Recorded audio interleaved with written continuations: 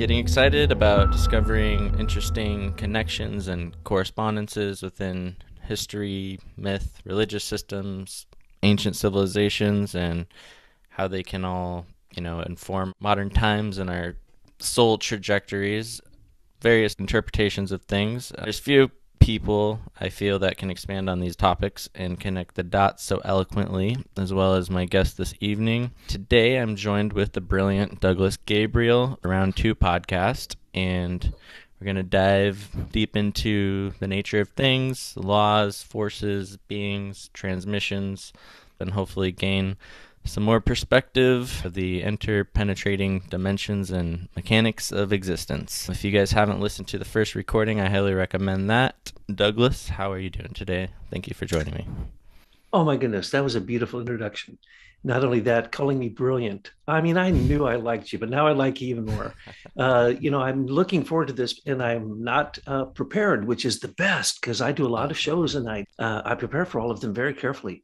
But you asked the best questions. And the last time that we interviewed, your questions were so good that it created kind of a stir for the people who listened to it. And I'm just thrilled that you called me up and said, let's do another one. I Okay. can't wait to hear your questions because usually it's the questions that are even better than the answers. Yeah, I've got a lot. You make it pretty easy, I would say, to ask questions because you provide a lot of information. So I'm appreciative of that. I guess I'll just begin with what we were discussing the other day. A good friend of mine, Trevor Polinsky, had pointed out to me some old alchemical imagery. One of them specifically was it was one of Robert Flood's like cosmological depictions where Mercury and Venus, they were out of order, and I had never noticed this before, and I showed some other people, and they're like, "Whoa, I never even noticed that." So we were kind of wondering, like, what's up with that? And I'll allow you to go ahead and share a little bit of insight and your perspective on this, if you would, please. The mixing up of, as you look in the charts, uh, and as I pointed out in a talk recently, matter of fact, I addressed this very topic in a talk recently called Cosmogenesis, which I thought you would appreciate being a philosopher. Cosmogenesis. The first half of Earth evolution is called Mars. The second half is called Mercury. Part of the confusion probably is because, as we're talking about the second half of the evolution of the Earth, we look back at the first, and we know that the planets Saturn, Jupiter, and asteroid belt and Mars were left there for us uh, as the first part of the development of Earth, as the Earth went through its what's called its Earth incarnation, or what we see now: minerals, plants, animals, humans. But in the future, we're going to go towards the Mercury half of incarnation. And so, if you're thinking Mercury and you're thinking the future, you're going to think what? The first planet you come to. Well, what do we call the first planet after the moon we come to? Venus. Then we call the next one Mercury. That is probably the confusion. But there's also the fact that in many of these works, even in those times that were made public, people got hung, killed, and burnt for putting some of those beliefs out, right? Those cosmological systems. Not, I could mention a whole bunch of them, but you know who they are. So you have to be very careful with that. So there are in almost all occult systems that I know, occult blinds, so that the beings who created these systems would put a confusing point in it so that you couldn't complete the alchemical transformation, the magical ritual, the spiritual process, because you're not actually envisioning it properly. And what was it that they really wanted to call up in these kind of attempts to contact the spiritual world was the beings. And of course, the beings from here to the moon are called the lunar Petries. The angels from here to what science would call the next realm, Venus, is the realm of the archangels. And the next realm to Mercury is the realm of the archi. So when you're talking about the future, that confusion there is built in for a purpose. In some cases, in other cases, it's simply copy errors. So this has been debated hotly. What is beautiful is that when a student, an aspirant of the spirit, asks the question, and you go, yes, you're paying attention. Because when someone attributes Buddha to Mercury, you have to ask the question, which Mercury? Who's speaking? What are they trying to convince me of here? And when we know that at this point, Buddha's working from the realm of Mars, we know that the relationship to both the past and the planets that are out there is the echo of that, those spheres of activity, not literally as spheres, we know, because we talked about last time. We don't travel in those cosmological nice eclipses or circles. That's not the way that it works. It's an elongated system that looks like a DNA, with the inner planets being pulled by the sun with the gravity ropes, and the same with the outer planets. So as we're looking at the big incarnation of the Earth, the confusion between Venus and Mercury is for 1,000 reasons, including the angel of the morning, the angel of the evening, the angel, this confusion. They both appear on the horizon in this strange back and forth, so that they don't know sometimes which is which, except one is much brighter than the other one. So there was a confusion with the way that they appeared, because it looked as if they were going retrograde in the sky, and that they did this on a regular basis. Plus, I want to throw this out because you guys are philosophers and you're cosmologists. What's his name? Immanuel Velikovsky, right? He wrote Worlds in Collision. Well, some spiritual scientists have pointed out that he basically got confused with the cometary nature of Venus and the cometary nature of Mars. As the planets were settling down, they were still cometary, and their positions were not finalized, especially as the asteroid belt from the exploded planet Marduk, right? Which people forget. Well, where'd the asteroid belt come from? What was a planet? It exploded.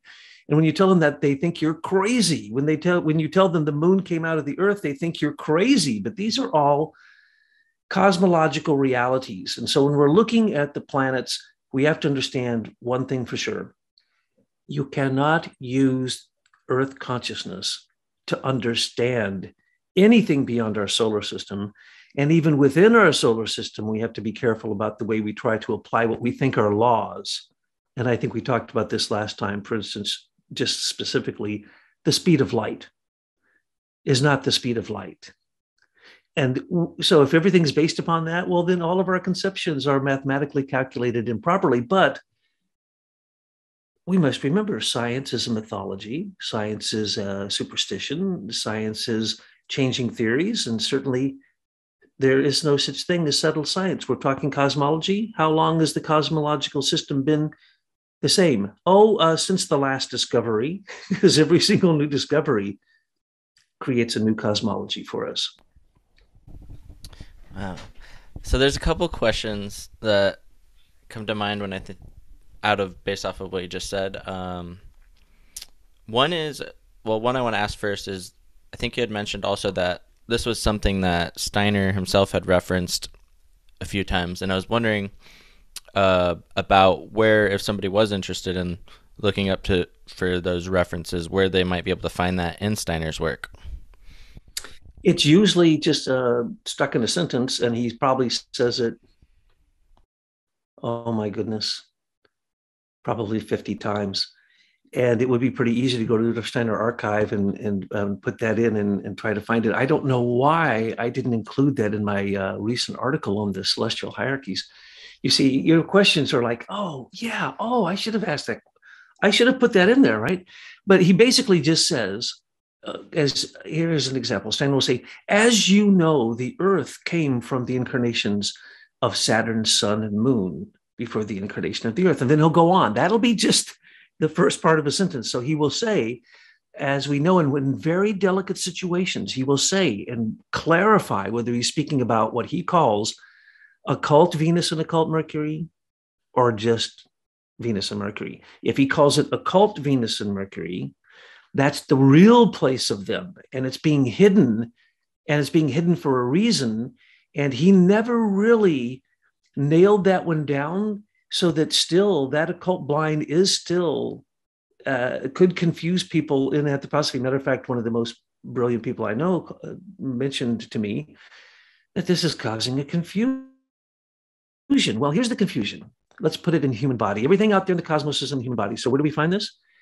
Okay, here it's your solar plexus and below your belly button, right? You're only supposed to have 7 chakras. There's the 1, there's the 2. that are one.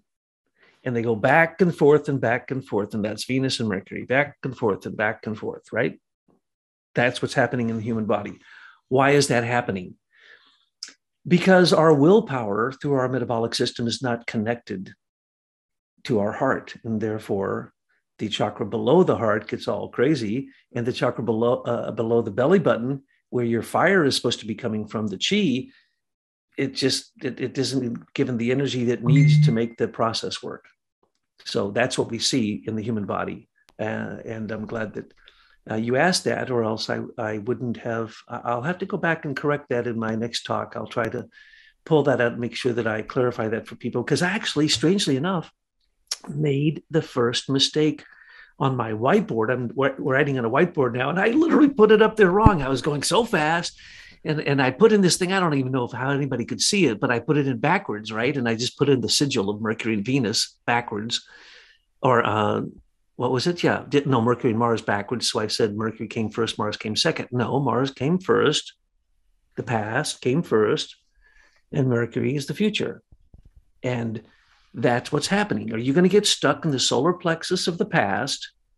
Right? That's what that is. That's all your family relations, where most of us have our biggest problems, and your relations, and your relationship with your other and with others.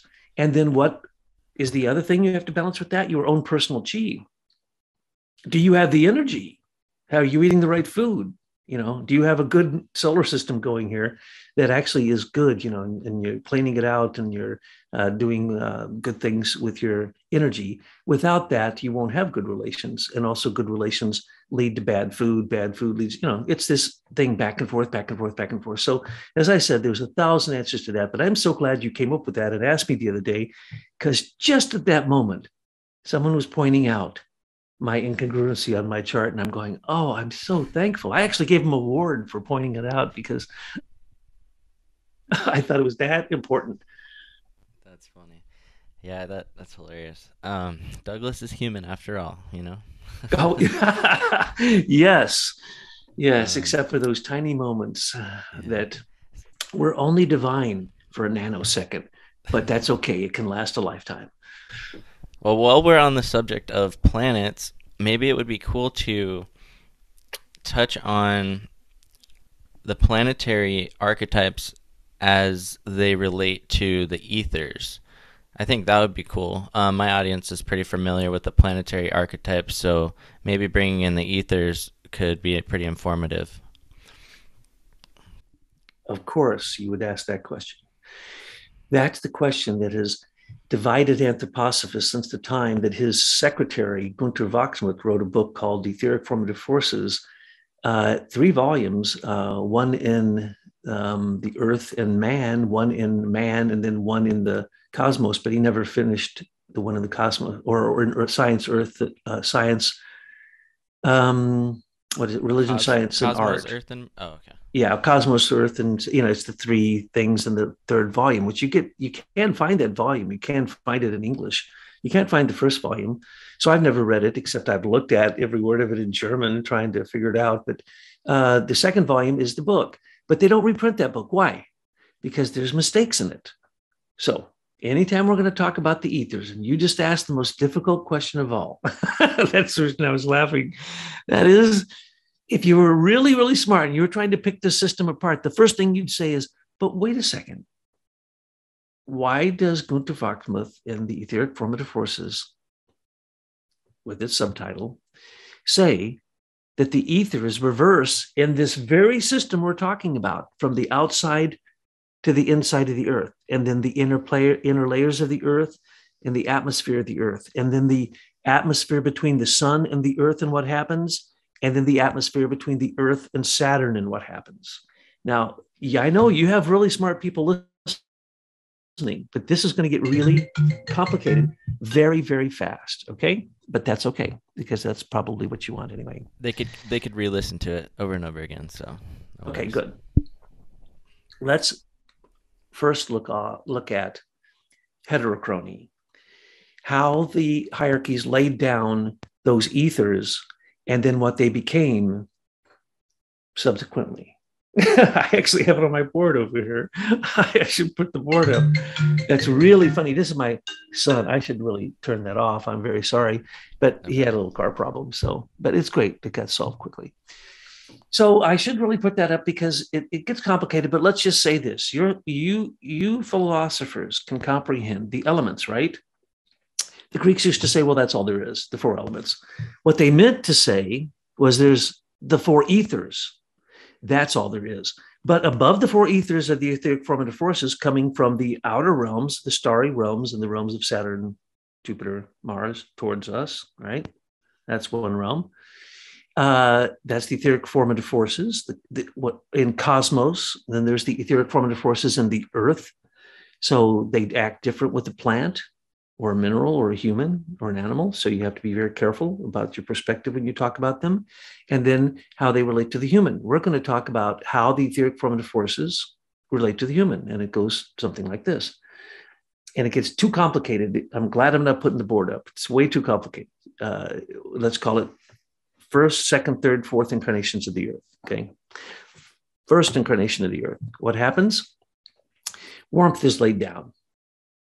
By the time it gets down to where we are on the earth, first, second, third, fourth, we're in the fourth, that warmth becomes the mineral realm. That's, as I just was writing about this, it's inconceivable for the human mind to understand these things. All we can do is draw analogies and metaphors and attempt to point at what are called cosmic correspondences and then meditate on it for a long time. And I'm telling you, 20, 30 years down the line, you'll be meditating on the same exact chart and you'll go, oh my Lord, I never got that. It's like the thing I should have got first.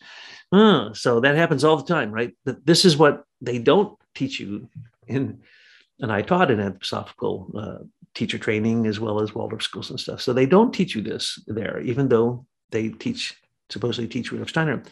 Warmth, light, sound, life.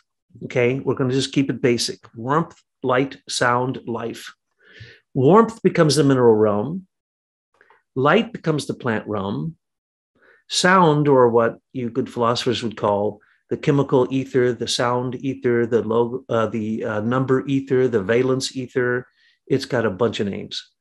So warmth, light, sound, and life. You can't have this one if you don't have the three previous and the same thing. It's heterochrony that is synchronous. So you have to understand that the beings who donated this then aren't the beings who are this, who it ended up being this. So those who donated the warmth ether and it ultimately became the minerals, they're not the same beings. They went through a few more evolutions. So you get to remember, this is a ladder constantly that goes up. And sometimes the beings fall back. And that's when some of the problems start and the order gets a little bit disturbed. And that's where human free will comes from, by the way. It's not a bad thing. Evil isn't a bad thing. Evil is the word live spelled backwards. And it's simply, involution instead of evolution. You just simply turn around and you go the other direction and you can resolve it. So you start with warmth. Okay, warmth at first in the cosmological system didn't really have any substance. Okay, and we can get into the beings who donated that. So there were beings who planned this whole thing, and then there were beings who donated it, and there were beings who were brought to life at that time. And that all happened way back then. But that is synchronously connected to heterochrony so that it happens in the human body also. So where does the mineral happen in the human body? Well, that's your bones and all those kind of things, right? So then where does the plant happen in the human body? Where does the etheric happen? That's your life body. So there's your physical body, your etheric body, your astral body, and your ego. Sorry, physical body, etheric body, astral body, ego. They were also being donated for us, but we weren't conscious much at that time. At the same time, there were other beings who became human at those same moments, okay? And they lived into the warmth, the light, the sound, the life. And last time, as an aside, there's also the Akashic Ether, which goes in between all of them and holds them all together. And then there's these two ethers have higher manifestation once you leave the Earth planet, the atmosphere of the Earth planet, and you reach into space. you can actually begin to experience the true sound ether, which is the breath of the sun, and the true life ether, the gravity of the sun, which also create basically all valence, all life, and all, all this comes from the sun. But also, I want to jump back to what we mentioned before, because without this, you cannot comprehend this. When light comes from the sun, warmth, light, sound, and life come with it. These two, part of it comes to the earth, and the other part just keeps on going. All four of them, actually, especially the bottom one, but all four of them to some degree keep going beyond the earth until they reach the realm of Saturn. If you imagine the planets being like an onion, right, in this interpenetrating spheres, if they go all the way out there, they stop because light stops there and it turns around and comes back, and because light has an electromagnetic and a gravitational component, and that is what causes it to turn and come back. And when the two meet, which is different, the stuff going out is different than the stuff coming back. So when these four ethers meet, they create the globe of the earth or the globe of any planet. And in relationship to those, of course, the planet Saturn would show us what this ancient period looked like when warmth prevailed. The planet Jupiter would show us what a little image of what happened back on this second development when the sun prevailed. But it's really, he called it the Jupiter period because it left the planet Jupiter. Then there was the war in heaven, and then Mars was left. And that's what sound is like.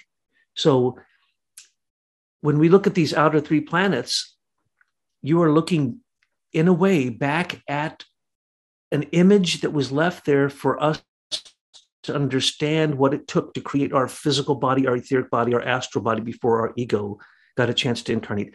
And we shouldn't be selfish, because at the same time, other beings were coming to their human stage. Other higher beings were donating. Other beings were intermediate. So at the same time, multiple forces were coming together, and they were also at the same time synchronously, because there is no time or space when you get into the true cosmic realm. There is no time or space as we know it. There is anti-space or empty space, which there is not in this realm. And there is well, they don't have time. It's not anti-time. It's called endurance. And so the great beings, they don't experience time as linear. They experience it as the endurance of the plan. Well, the plan was this gigantic plan that we're little pipsqueaks right now. But the good news is we are the seed that whole process was talking about. And now that we're down in the fourth one, let's imagine it like this, then now we're going to go up to three other ones, and we are going to go back as the seed blossoming to the point that then we turn out seeds. It's just the same thing happens with the plants. Even these are the same natural processes, but they are part of a plan. And if you can't see the plan, if you can't see the cosmology of it, then you can't see the synchronous heterochrony, which is the way that basically scientists would describe that as string theory or multidimensional theory. And it is multidimensional. And others would say it's aliens. Well, it is aliens. It's spiritual aliens. Believe me, if you could travel across that big of a space, you wouldn't do it in a tin can, right? You'd do it through consciousness. And we know that our consciousness can. So then when it reaches the surface of the earth, the sun going out and the sun coming back from Saturn, then the ethers are again inverted. I'm not going to explain that. That's what Gunther Wachsmuth wrote. And if you get the book, you can get it online, Etheric Formative Forces. It's very good. You can also get my book, not my book, our book. Our book on the ethers is called The Eternal Ethers, A Theory of Everything, because right now, almost every theory of everything that I know of includes some element of the ethers, or etherons, or these little particles, or these imaginary things. No, it's none of that. We can analyze this stuff with our mind, looking at the natural phenomena of the earth, of the cosmos, but only within the realms of our own solar system. So that's a short answer on a really great question. But wow. If that didn't hit the mark on you, ask another one that might hone in, because this question is so big. Well, That was a pretty extensive response, so I think that was sufficient for my Okay. liking. um, Yeah, and just think what would happen if I had prepared. I know. Maybe next time I'll have No, to do something like that. It's no, funny don't do that. because No, I like no. what you do. I like the Okay, fact cool. that I don't have to think about anything. I just make sure my hair looks nice and come in and talk with Sky. Perfect. All right. Well, this is something that I've heard you talk about recently. Initiation, and I know you have great insight into initiatic experiences, and you've described the Gospel of Sophia as being sort of a modern path to initiation as well, and we can get into that. But I've listened and talked with different alchemically inclined folks, or practicing magicians, or Freemasons, or members of various esoteric orders, and started to kind of notice some crossovers as well as some disagreements in terms of what they would deem authentic psycho-spiritual initiation. What seems to me to be some of the common denominators are like the notion of the HGA, or the Holy Guardian Angel, or as some other individuals would call it, like the higher genius, or as Rudolf Steiner would call it, the guardian of the threshold. Some individuals say that it's best to go through a system of initiation with an adept, perhaps, or a guide. Others feel that it's something that could be achieved directly. The reason that I've heard stated for a guided initiatic approach are to ensure that the individual's mind is healthy and prepared to come into contact or cross that threshold, and how to navigate in that space in a way that would be non-destructive or damaging to one's psyche. So there's a couple questions that I have in that regard. What is your understanding of initiations of this sort and what they entail, and or your thoughts on gaining access to the guardian of the threshold, and do you see any dangers in your estimation of attempting to do so without proper guidance? Well, I'll answer the very last thing you said first. Yes. And I think in your voice, you could hear it. Without proper guidance, trying to jump across the threshold before you're ready will absolutely throw you back. And it will show you yourself. And if you've had a bad self, it can make you psychotic. Real simple. So people who would come into our training for anthroposophy, if they were balanced, they'd go crazy. Real simple. Matter of fact, Steiner talks about them. He also says that through initiation, people who are generally spiritual and up to that point had been wonderful become liars and cheaters and do horrible things, and they have no conscience anymore. Somehow they have written conscience out of their moral responsibility. So they start doing things like the Frankists and the Sabbateans and the crazy people, did, turning the truth into a lie and turning, good into bad. So yes, initiation is very dangerous. What you did, your question is so beautiful because all I have to do is refer to the components of it. You pointed out that people call it the genie, they call it the guardian angel, they call it the guardian of the threshold. Okay, we can add 100 names to that. They call it the consciousness soul, the spiritual soul, the spirit self. They call it the three-headed dog of hell. They call it Anubis. They call it Michael, the Lord of Karma, the Lord of the Scales. They call it Christ, the Lord of Karma. Call it whatever you want. It's yourself. Now, I have recently found the justification for what I've been saying for a long, long time. And it does take a mind that is very agile, that is not lost that can do abstract thinking, that is not connected to sense perception to even understand what I'm about to say.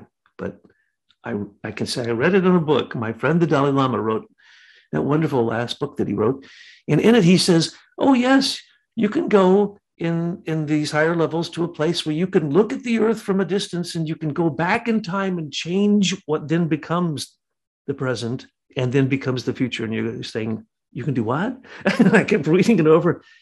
You just said you can go back in time. And I thought, wow, that's really amazing. He says, yeah, this is a common thing. You can do this. It's not a big deal. Well, when you cross the threshold, if you are not ready, your guardian angel, the Holy Spirit, the Holy Sophia, whoever you want to say, the host of angels, the communion of saints, whoever you want can be there, but you're still alone. There ain't nothing getting you across that bridge. Like when I wrote the Indiana Jones story they put the part that I wanted so bad in there that he had to cross the bridge. And what's the bridge say? What is your name? The big question, right? What is your name? If you don't know who you aren't crossing that bridge, and you're not going to cross the threshold because you're going to be stopped by what the Greeks used to call the Furies. They're going to eat at you, right? So do you need, and this is the ultimate question for anyone who studies theosophy and then goes into anthroposophy, do you need a master being? Because that was the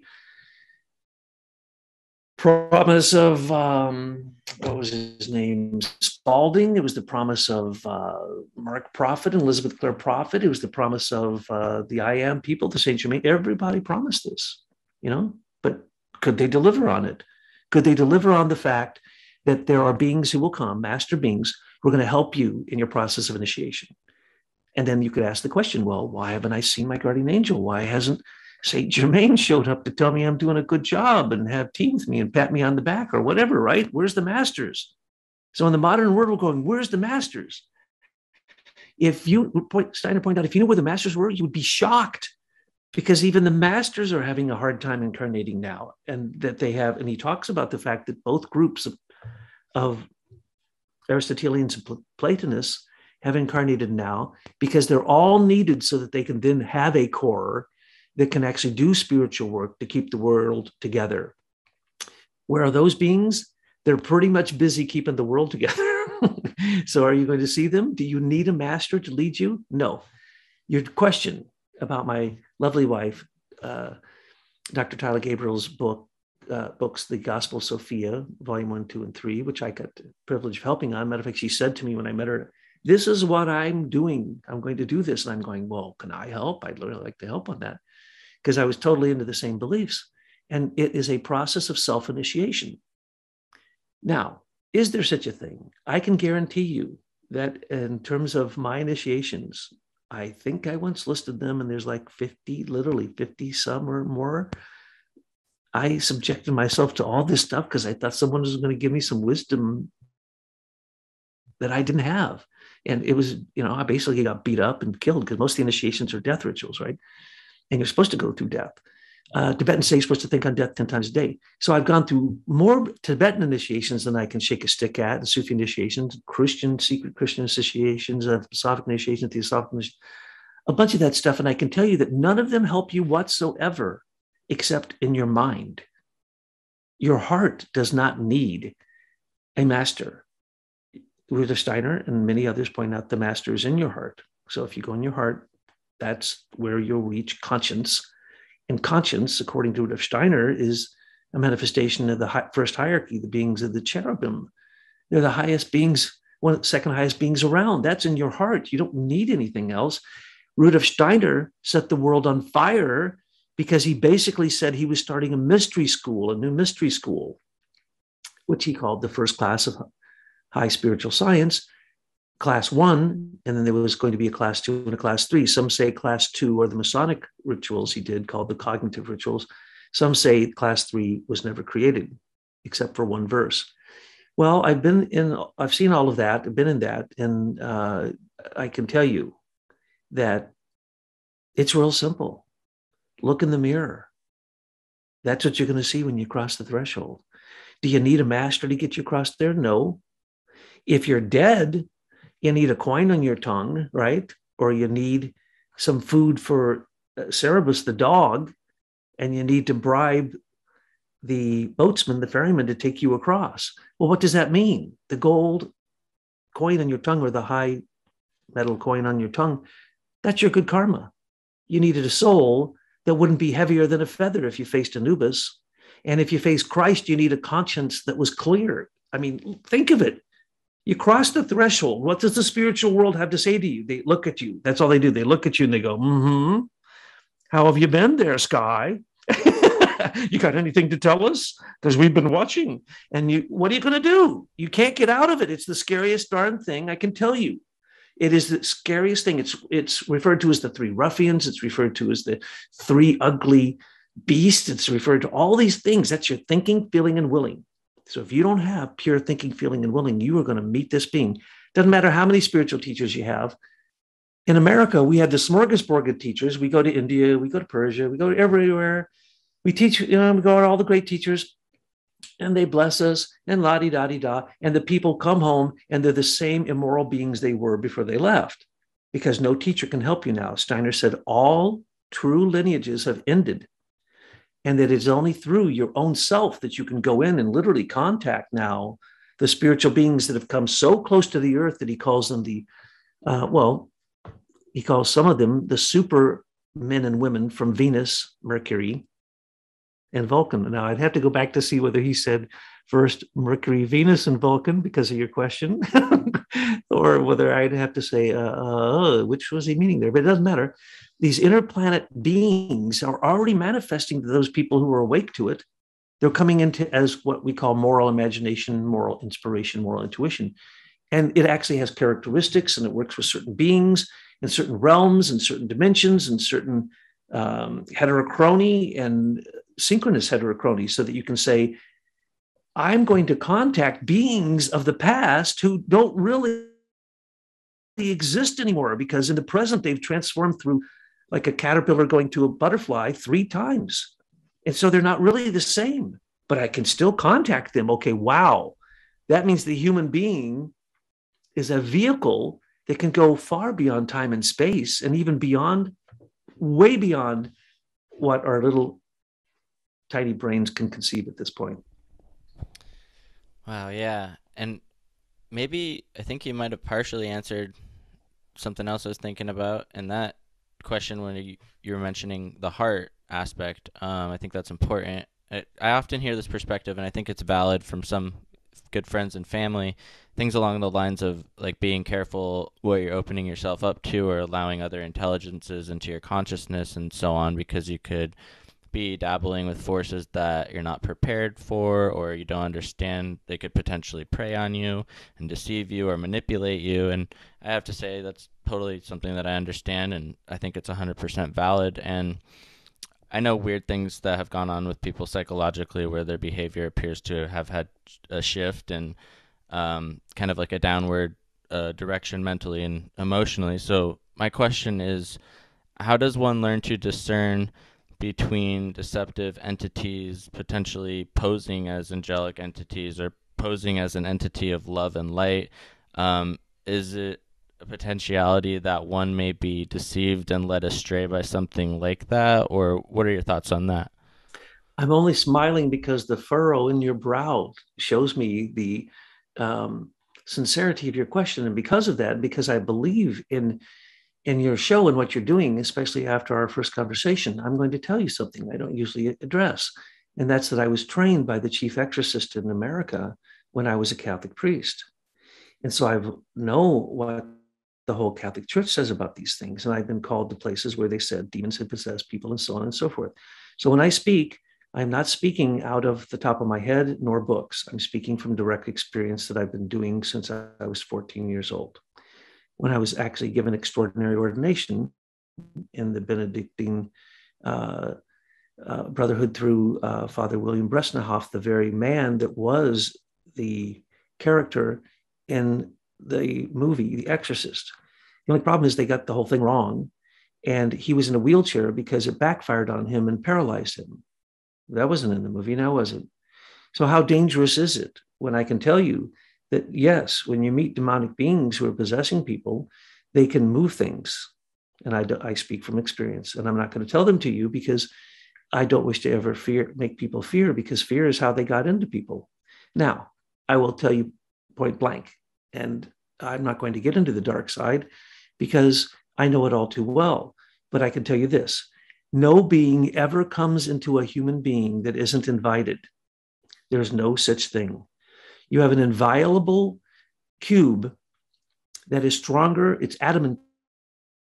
It's stronger than anything. It's stronger than diamond surrounding your heart. It's a box, and it actually is literally four organs that kind of work together as a box around the heart to protect it.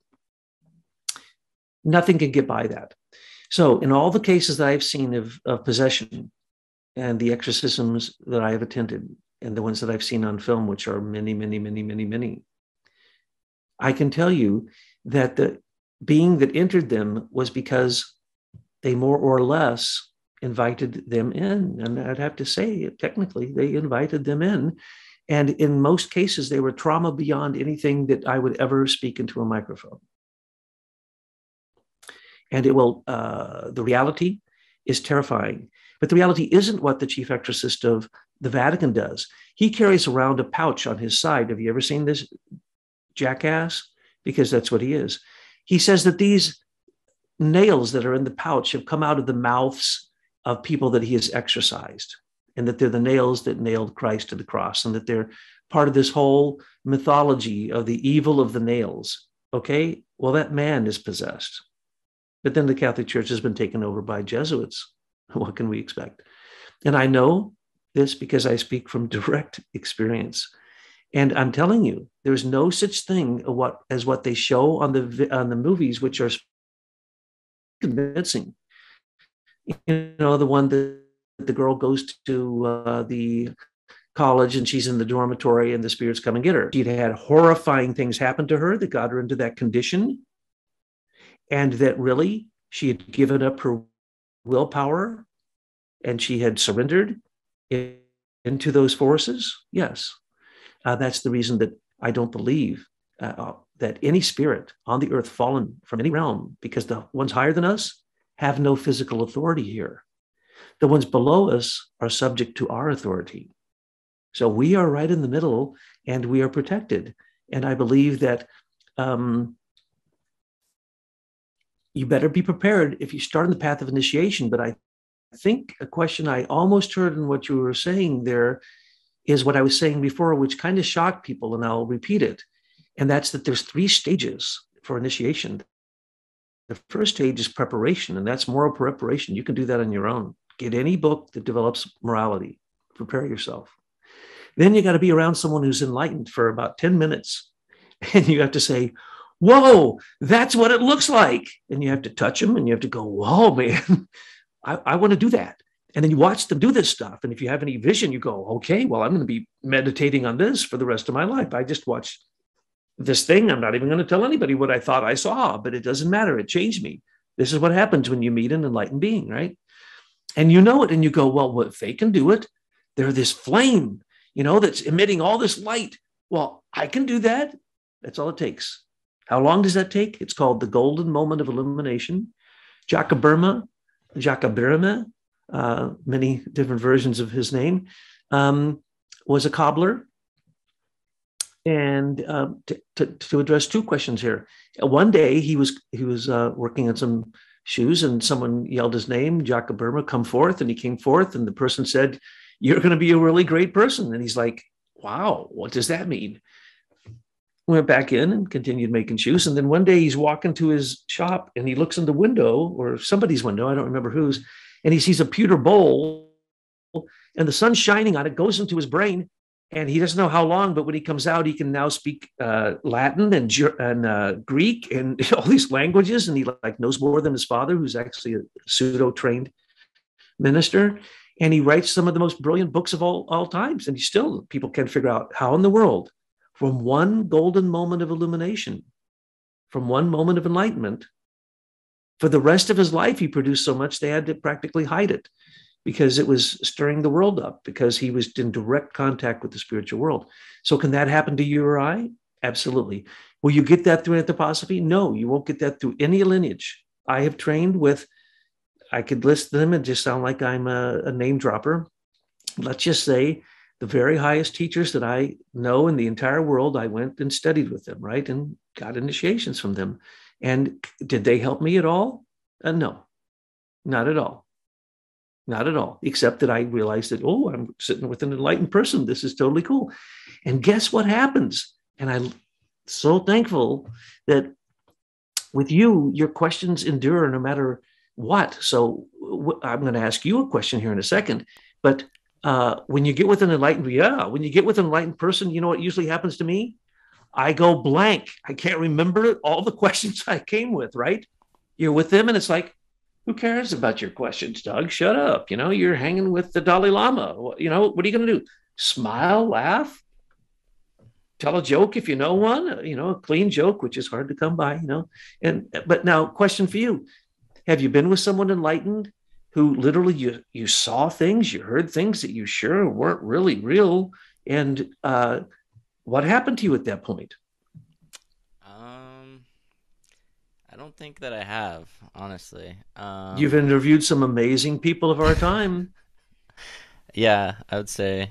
Um, I mean, I've had experiences that lend to my understanding of what's possible that I think are more deeper in that regard in terms of like literally leaving my body like with astral projection or something like that. So I think those experiences that I've had are a lot of the reason why I'm aware, open to what actually is possible in terms of listening to others. And you can listen to other people and hear all different kinds of stories of what their claims are, and it's up to you to decide whether you believe what they're saying is true or not.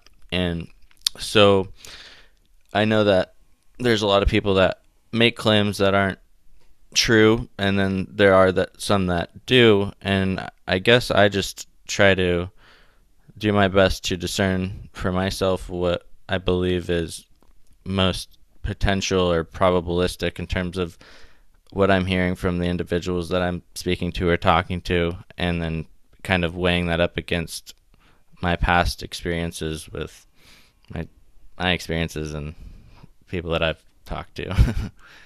I don't know if Yes. that answers your question, Yeah. but Well, I think that I was lucky in my day. And when I was young, like you, I traveled and met hundreds of people who all thought, who people claimed that these people were enlightened, right?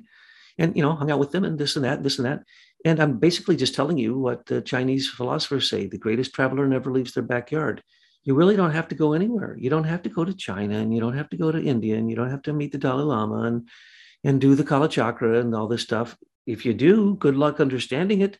And how do you integrate that into your own personal path?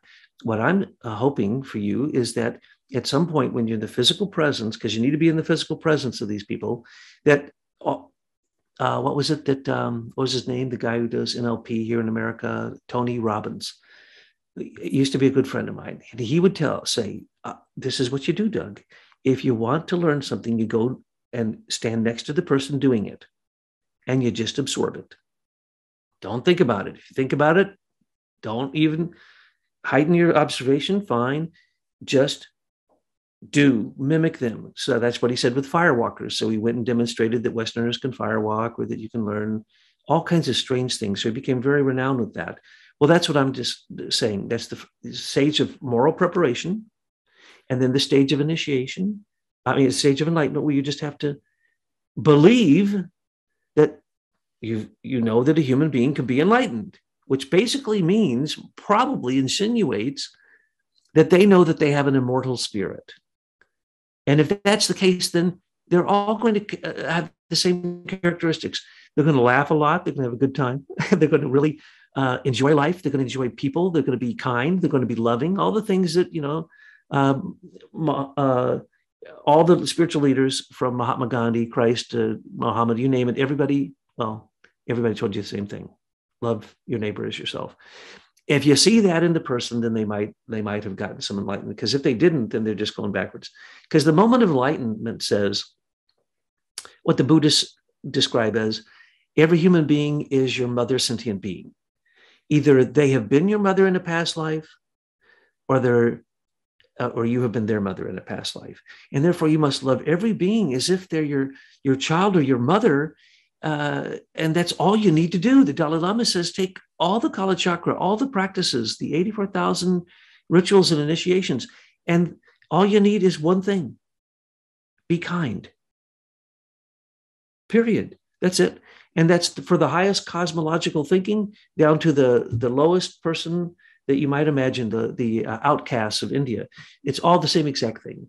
So That's always my message. And then after that, you get into initiation. And I laugh because people think that I'm crazy. You're going to get initiated whether you like it or not. Sorry. And you're going to die. Sorry. I tell audiences this and they look at each other. He said, I'm going to die. I'm not going to die. And it's the first time they've ever realized they're going to die. And I say, now shake the hand of the person next to you. They're going to die. And 100 years from now, there'll be no one talking about them. Okay. And they're like, why are you telling us this horrible thing?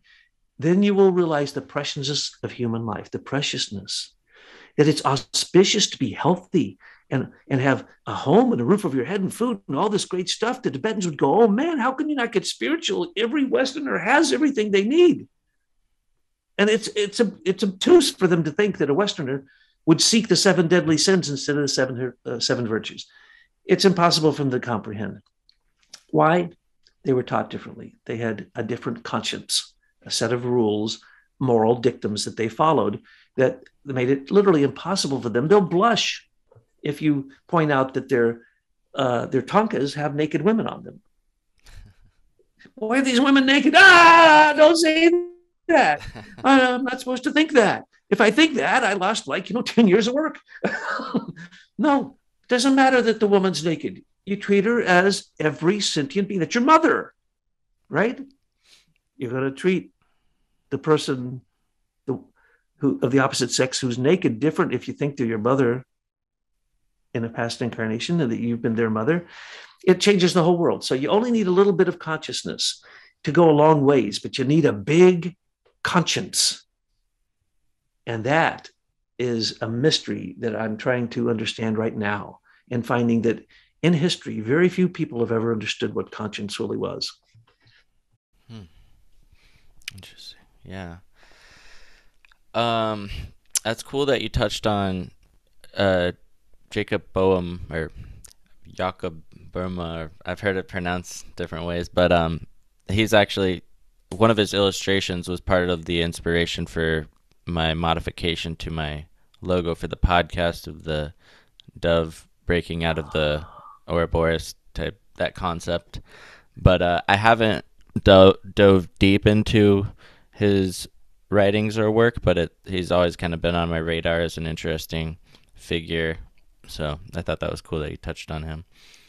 Yeah, I love him. He showed up at the court of Rudolf II in Prague, and basically he understood Christ better than anybody. And he just had a direct connection.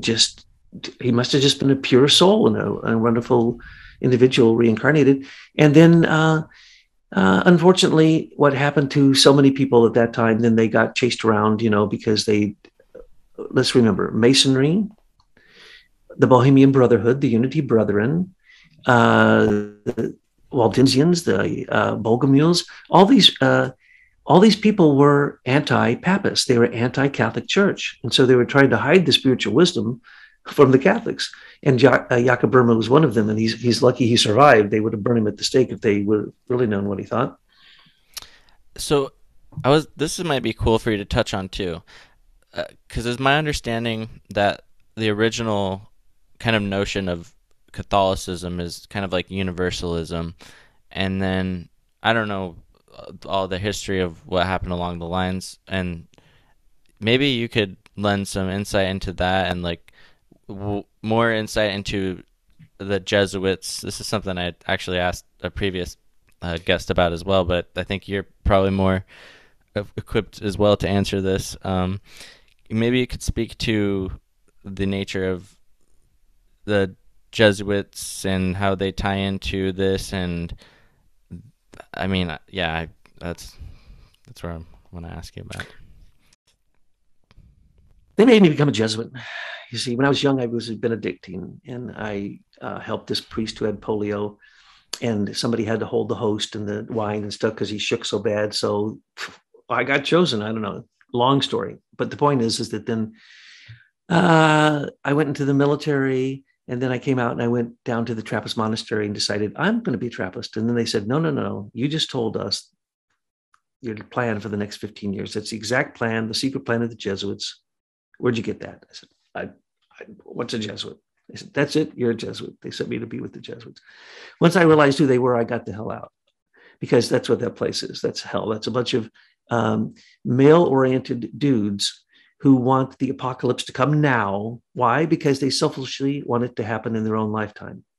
They are liberation theologists. In other words, they're social Marxists. They're not good people. They've taken over the Vatican. We now have a Jesuit Pope. He deposed the previous black Pope of the Jesuits, what's called the General of the Popes, and he put in who? A Jesuit. So now the group around the Pope that tells him whether his encyclicals, whether his writings are 100% the Word of God, they're all Jesuits. Okay, the Jesuits have taken over the Catholic Church. The Jesuits don't believe in Jesus. They don't believe in Christ. They don't believe in anything good. They believe in world dominion. They're like the radical faction of any religion, always believes in the same stupid idea: world control, hegemony. When will they get a better idea? Okay, it doesn't matter. Any fundamentalist group, what do they want? Well, they're going to evangelize until it happens. Either the end comes or everybody's turned to their beliefs. Well, complete and absolute nonsense. You nailed it from the beginning. You said the Catholic Church is supposed to be universal. Yes, that's what they say. Here's the truth. The Catholic Church is a leftover of the Romans. The Romans absorbed every god and goddess there ever was and gave it a Roman name, created a temple for it, and captured it, held it as a hostage in Rome. Every god they encountered, they considered significant, they created a temple to. Okay? In the end, who did they worship? None of them. They worshiped the Caesars, who they said were humans who had become gods. And then you hear of Jesus, a human who became a god, and they go, uh-oh. And then you hear the Roman Church saying essentially that they created the law, the canon law. They control the world. They divided up the world, said who got what. As soon as it was discovered, even before it was discovered, the Pope thought they had control of the whole world.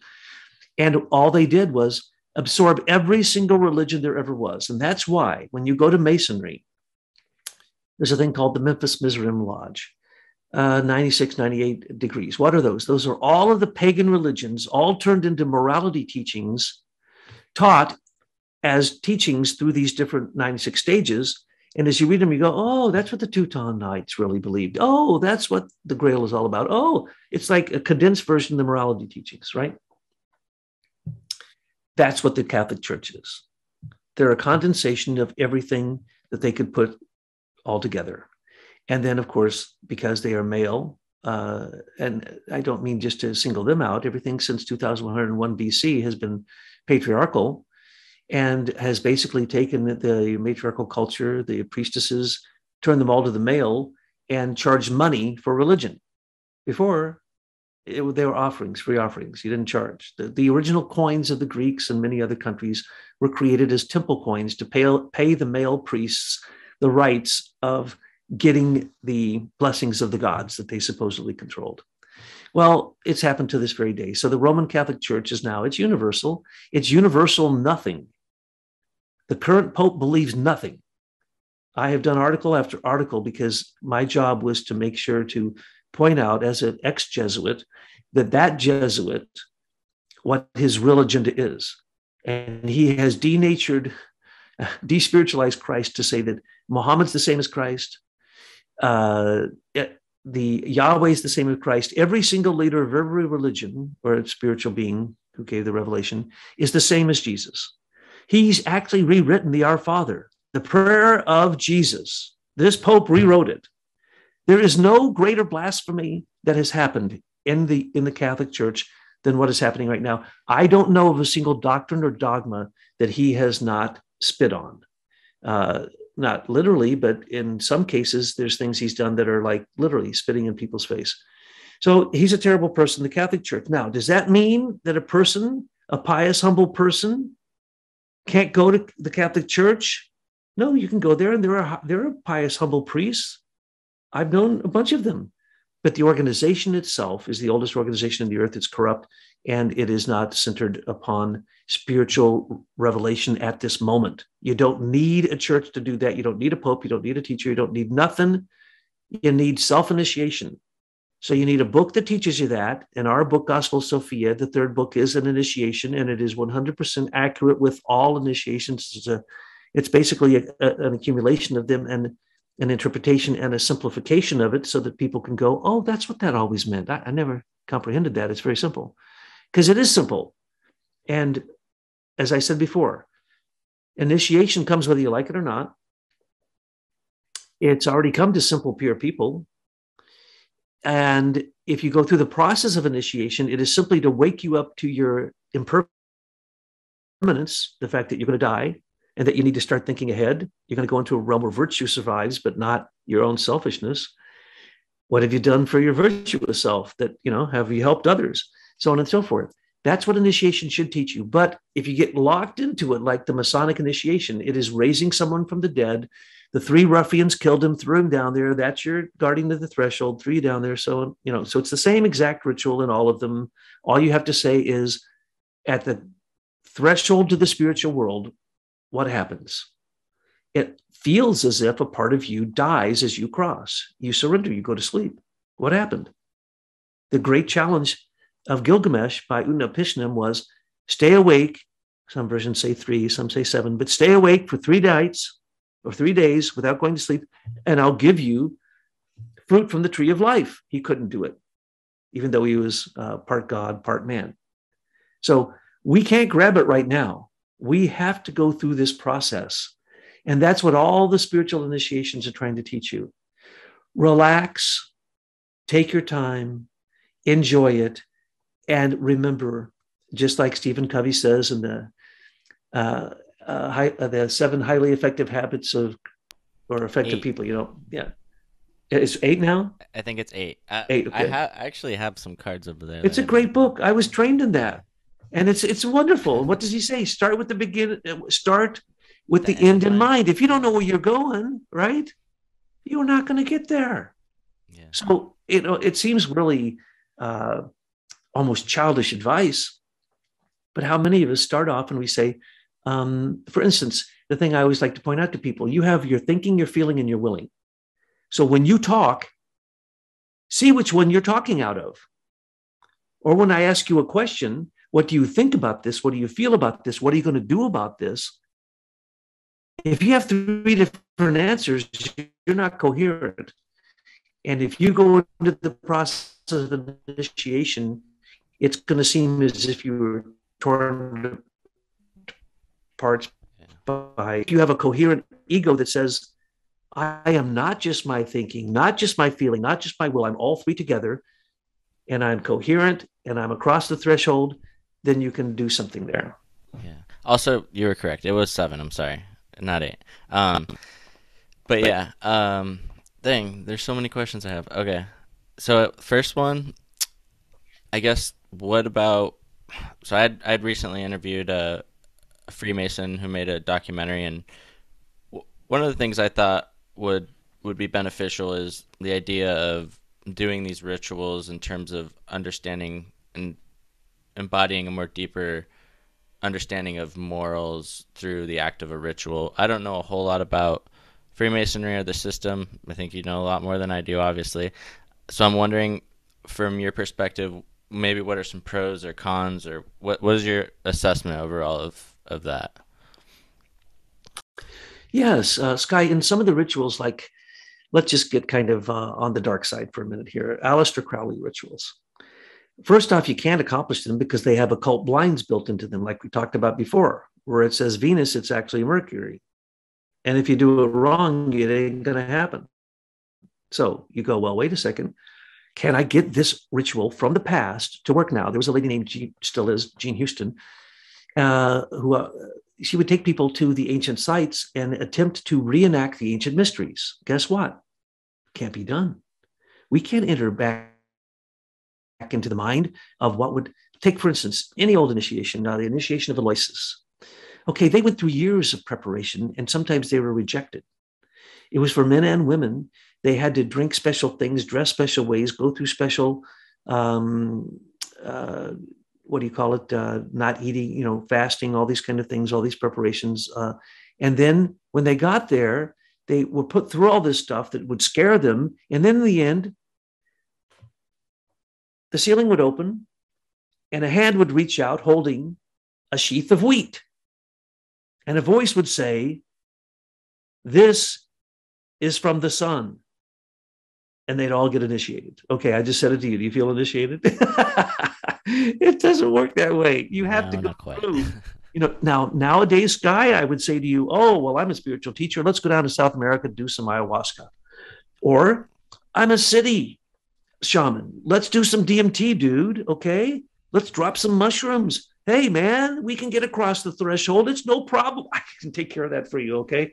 I will pay Chiron. I'll get him across the river Styx. Whatever you do, don't stick your hand in there, though, Sky. Don't stick your hand in the river Styx, okay? And don't eat anything when you're there, and I can get you back, okay?" When you take these trips, what happens? Well, as the smart people tell you, you think you're dying. Great. That's an initiation. Most people won't face that. And before they get there, where they go to the door and then they can go through the door and then it's a surrendering to death, what happens? They'll see monsters.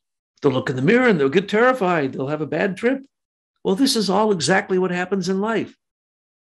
It happens whether you take the drugs or not. It just takes longer. Okay? And a lot of the people in the psych ward, because that's where most exorcists end up, they go down there to work with those people. It's a chemical imbalance in their body, okay? Like I could go into all kinds of examples. There's vitamin K deficiency that causes you to freeze, right? And you go up and you can even speak to the person, but they can't move. And you say, "Well, what are you doing?" And you look at them, and because in those days I had certain psychic abilities, I could look at them and I go, "Oh, he's standing at the bus stop and he's waiting to go to work and he's got a suitcase in his hand. And his problem is he thinks that he forgot something there that's going to cause him to lose his job. So let's go tell him that that's not a problem." And boom, the person who they said was frozen because they didn't have vitamin K, it's over. He looks down. There's no briefcase. He looks at us. "Who are you?" Because I had prepared. I knew his address. I told him where he was at, this and that, this and that. Pretty soon, in a few days, he knew who he was, where he was at, and he went home. Okay. That's the kind of thing that can happen at the threshold. It can scare you to death, or it can give you the wisdom, the insight to be able to help somebody like that in the simplest of ways, right? But we're not naturally clairvoyant anymore. So the things I talk about, people think are crazy. But in fact, it's proven out to be true. So many of these things, like Rudolf Steiner, he was clairvoyant. How did he write, 350 books, 20 books and 300, 6,700 lectures? How did he do that? And how was he always right? He was clairvoyant from birth. He didn't have to do the work that you're doing, which is the honest human struggle to actually prepare yourself to be food for the gods and then be willing to throw yourself on their plate so they eat you, because that's what we're talking about here, okay? We're talking about you becoming good food for the gods. Trust me. They have chewed on my brain so much there ain't nothing up there, Sky. People think I'm smart. There ain't nothing up there. What's up there? Emptiness. And if there's emptiness, then bliss can come in. And then three things happen. You can get lights, sounds, and words. And once that happens, and they start coming out as inspiration, whether it's in your dream or a vision or whether it's in a conversation, it doesn't matter. Later, the last thing is called rays. And that's what the whole, 7 rays is all about. It's a Tibetan term from Lojong. What it means is it's the will of the gods. It's conscience. It's like, hey, it comes, you do it. You don't really get a choice because it happened in you. You didn't, the angels don't, your guardian angel doesn't knock and say, hey, I got an idea. Let's talk this over. Here's the reality. The reality is, and this is in Rudolf Steiner's work and other places, your guardian angel is you coming to you from the future. It's as simple as that.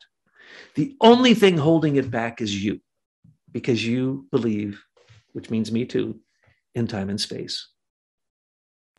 If you didn't, if you weren't held by those two limits, then you would simply accept who you are in the future coming to you from the future, because there is no time. There's no linear time. So you are already an angel, Sky. When I look at you, I see the halo, I see the angel wings. Now that's a joke, of course, but I do. I look in people and I see their spiritual potential, right? And it's way more beautiful than a halo or angels. It's like this glorious light, warmth, sounding body of words and life and connected. Oh, you asked earlier, how do you know if it's a good or a bad spirit? Very simple. No angel is ever going to address you alone. No such thing. Every angel is connected to other angels. So if you're talking to an angel, you say, hey, let me see some other angels. And when they can't, you're talking to the devil. But what is the devil? He's a fallen angel. What's he going to look like? The same darn thing. And will he confuse you? Oh, yeah. But he ain't appearing to you until you are spiritual enough that you're worthy enough bait that the devil says, hey, I'm not going to let the spiritual world eat that good food, that sky guy. He is tasty. I'm going to get over there and I'm going to tell him, hey, looky over here, man. Here's a deal. I'm going to give you this money if you do this way. And your conscience says, well, that's not right. But boy, do I need the money. Or are you going to be food for the gods, which really isn't that much fun. Steiner says they chew on your brain. That actually made me think of something that I wanted to ask you about. So there was a time, I think maybe it was probably like 5 years ago or so, where I was visiting some friends. I was in Wisconsin at the place where we were staying was on a little vineyard, and they made homemade wine, really great wine. I had probably like a bottle of strawberry wine or something. It was delicious. And went to bed, and at this time I was in a really like extra peaceful state of mind, I guess. And I had this sudden recognition of an entity miles and miles away at a distance, like a black entity that locked onto me and was just coming full force towards me. And so I was anticipating this as it was happening, and fortunately at this time I was like just in this really peaceful state of mind, and it was almost like I was battling this dark entity with my love and peace. I guess that's the best way I could describe it, and it's kind of like a clash, and then it went away. But I was wondering what, from your perspective, has happened there. Mm-hmm. Was this in between the state of waking and sleeping? Yeah, I would say so. Yeah. Yes. Your astral body and your ego go outside of your body at night, and your etheric body and your physical body stay there to replenish it. Otherwise, the ego, the astral body, when we stand up in the daytime, eats up the etheric body and eats up the physical body. So at night we have to regenerate it, right? So probably because you had a little wine, it loosened that up so that you got for a moment to see what really happens at that threshold. As I said, if you stay awake, attempt to stay awake as you're falling asleep. You can't do it. But if you do, you're going to see your dragon. You saw your dragon. I've had that where the dragon came up and literally bit me in the hind end. I mean, and really, I thought I was bitten, and it was like, it was so real to me. It was like, so, and it was, then I realized that dragon knew me. That dragon was, it was me, right? And so that was an initiation experience. That was you looking at your willpower. That's what happens at the threshold. So that's one of the three evil demons. It sometimes appears as a dragon, which is a combination of all the animal beings together. Sometimes as one, sometimes as three, sometimes in all kinds of different animals. So that's a very good thing. And because you were relaxed and surrendering as you went into the spiritual world, you got to see what we're talking about today. That's interesting because so that time it was obviously unintentional, but there had been that time I had mentioned previously before where, well, I'll tell you what happened. I went to sleep one day and I woke up and I was about like a couple feet above my body, and then I just kind of fell back into my body, and then I woke up, and then I was like, what was that? And I hadn't really heard of out-of-body experiences or anything like that, so I started researching, came across Astral Projection. I got a couple books about that, and started to eat a particular diet and practice intentionally. And then I had one successful attempt where I had literally came up and out of my body, and there's a whole experience that had happened with that and the astral silver cord or whatever. That was probably the only one and only time I had ever done that successfully. And I didn't at that time have any sense of that type of being, and I haven't sensed. The only thing I would say that has come close is when attempting to do that, I would get to a point where maybe I would hear noises or think that other people were in the room during the middle of the waking and sleeping state. But why is it that that would occur sometimes but not other times? What you're describing there is the normal process of going out at sleep. And it was an unperturbed process. But previously, you spoke about drinking, which was a bit of a perturbed process as you went across the threshold. My question to you would be, when you actually did see yourself out of your body, was there a bit of a traumatic experience right beforehand? My first initial attempts, I hadn't successfully done it, so I was over time getting used to it, I guess. And so I would like maybe come out and then like go back in and wake up. And then this particular time, I had been in the correct mind state, I guess, and because I have had lucid dreams. I know the difference between a lucid dream and a dream and an astral projection. So, and I'd gone outside and I was looking at the moon, looking at the ground, and then I had all these images flashing before me, and I ended up, I was like just on a road at a campsite and looking at a couple other people, and they were looking at me, and I don't know if this was in an actual real physical location or what, and it was like we were communicating telepathically, and then it all kind of went back and I went all back into my body. But yeah, so that's that. Well, that's, people get, because of certain spiritual groups whose name I won't say right now, they believe in astral projection. Well, astral projection happens every night, but it's not a conscious ego projection of yourself to a certain place or to a certain person.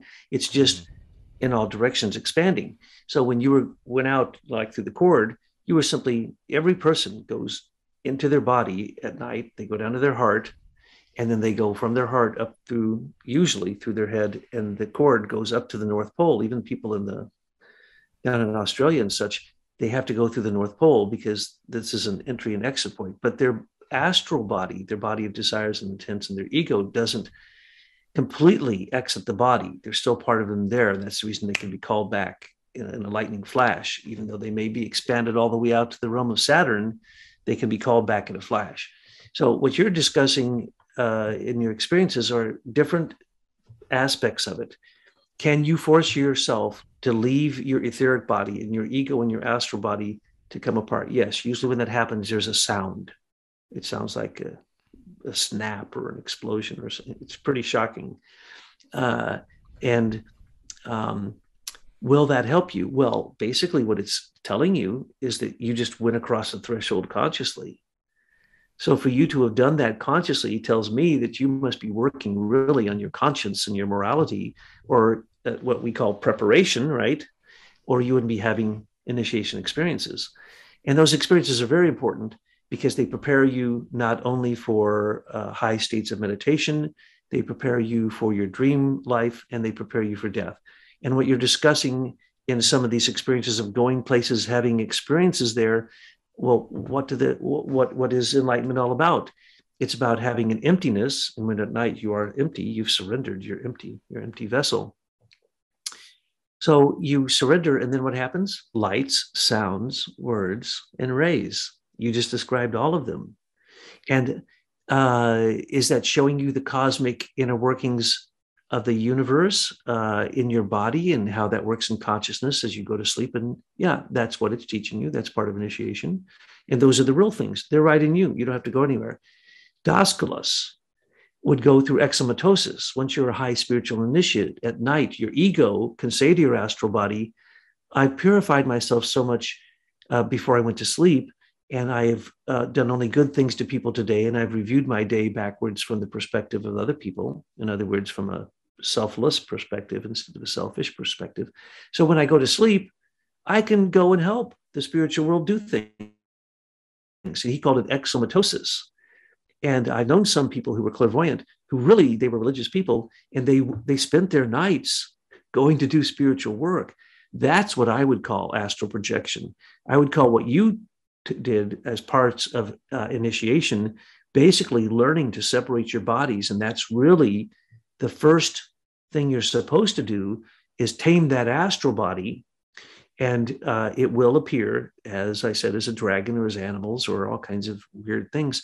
And as those appear and you face them, then you're eventually able to go across the threshold consciously.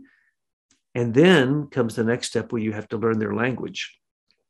Because even people on DMT and ayahuasca say they go into the spiritual world, and they literally go as a group. Sometimes they take it all as a group, and they all come back and tell the same story. And they went into this land where there were 3 women, and the women kept speaking to them and they couldn't understand them. And that's what they say is the common experience of DMT or ayahuasca. Who are the 3 women? Those are your 3 soul forces. Those are the 3 doubles. Those are your 3 doppelgangers. Those are the 3 beasts that I've described. And what is the language they're speaking? It's the language of the spirit, which, unless you start to develop supersensible organs, which come from the heart and the blood and the kidneys and other organs, you develop the ability to perceive in the spiritual world. And when that happens, you have to learn their language. And once that happens, you're a Paracelsus, you're a Yaka Burma, you're a Thomas Aquinas, you're talking to angels. Oh, yeah, that's fascinating. All right, earlier you had mentioned it's kind of like the darker side of things. You mentioned like the Frankists and the Sabbateans, and I'm also wondering about what are your thoughts on the Chaldean order and what that's all about? Because I had a buddy that he was thinking that some of their I don't know a whole lot about it, but he was kind of thinking maybe they had some deception within their system, but I don't personally know a whole lot about it. What about you? I don't know of the Chaldean order in the modern times. I know of the Caltian Oracles, which it was said of them that that it is illegal to disbelieve them. In other words, you have to believe them. And I think there's the Caltian Oracles, which were attributed to certain philosophers, which probably didn't happen. They probably came from the ancient Persian time through Zarathustra or Zoroaster, and that they were more or less a book of precepts. And they are so beautiful. They're some of the most beautiful things I've ever heard. So I love Chaldean. And of course, the Chaldeans, some claim that they're the true inside Christians, and that under different names, which I could give, but it won't be of any use to anybody, they went to Armenia, and there they even took the spear that stabbed the side of Christ and the Grail and all these things. And that's where supposedly the ship of Noah landed, on top of Mount Ararat. So I don't mess with the Chaldeans. I think the ancient Chaldeans are really sacred, and I don't fully understand them, but I can quote the Chaldean oracles because they're so beautiful that they're like scripture to me. But I don't know, many of these modern groups name themselves with some of these old names, but they really don't have a full understanding of what it is they're even saying. And that's so true. I could name so many groups in America. As Rudolf Steiner said about California, he said, anything can grow in California. And he meant by that spiritual groups, some of which are extremely spurious. Yeah. Cool. Okay. Do you have time for a few more questions? I have anytime you want, Sky. I'm retired. All right. Cool. This could probably be a long one. Okay. So there are some common assumptions or beliefs or interpretations about the notion of eternal damnation, particularly in regards to how it can be understood looking through a lens of biblical scriptures. And first, I want to give an example for context of how I've seen it kind of come into play. I don't really want to generalize, so I'll just say that there are many individuals or groups that hold to the position that particular and specific scriptures have been divinely ushered in and are the only true sources of the one pure transmission of the Word of God, of which encapsulated all truth worthy of inquiry, or that it at least lays the foundation from which modern Christianity, for example, should work from, and that anything outside of that, or anything outside of the common biblical canons, is to be looked at with skepticism and subject to error. And this is a commonly heard conception. And with that framework or perspective comes, various different authoritative figures who help communicate these teachings the best way they know how and how they were taught, who have arrived at the opinion, or often their words, this knowing that if other individuals are presenting certain information that does not necessarily agree with the assessment of the authoritative representative, or doesn't accept the interpretations, that they're basically subject to eternal damnation, or that their souls are basically doomed to a place of pain and suffering eternally. This is the notion that some individuals hold that I've encountered personally. So it's the idea of, if you don't accept X, Y, or Z, whatever that may be, sorry, but you're basically doomed to an eternity in a hell realm. So there's many questions that stem from this that I would love to get you to elaborate on from your point of view, because your point of view is vast and far-reaching and always lends great insight. But primarily, firstly, I'm interested in the notion or concept of eternal damnation, or hell, or purgatory.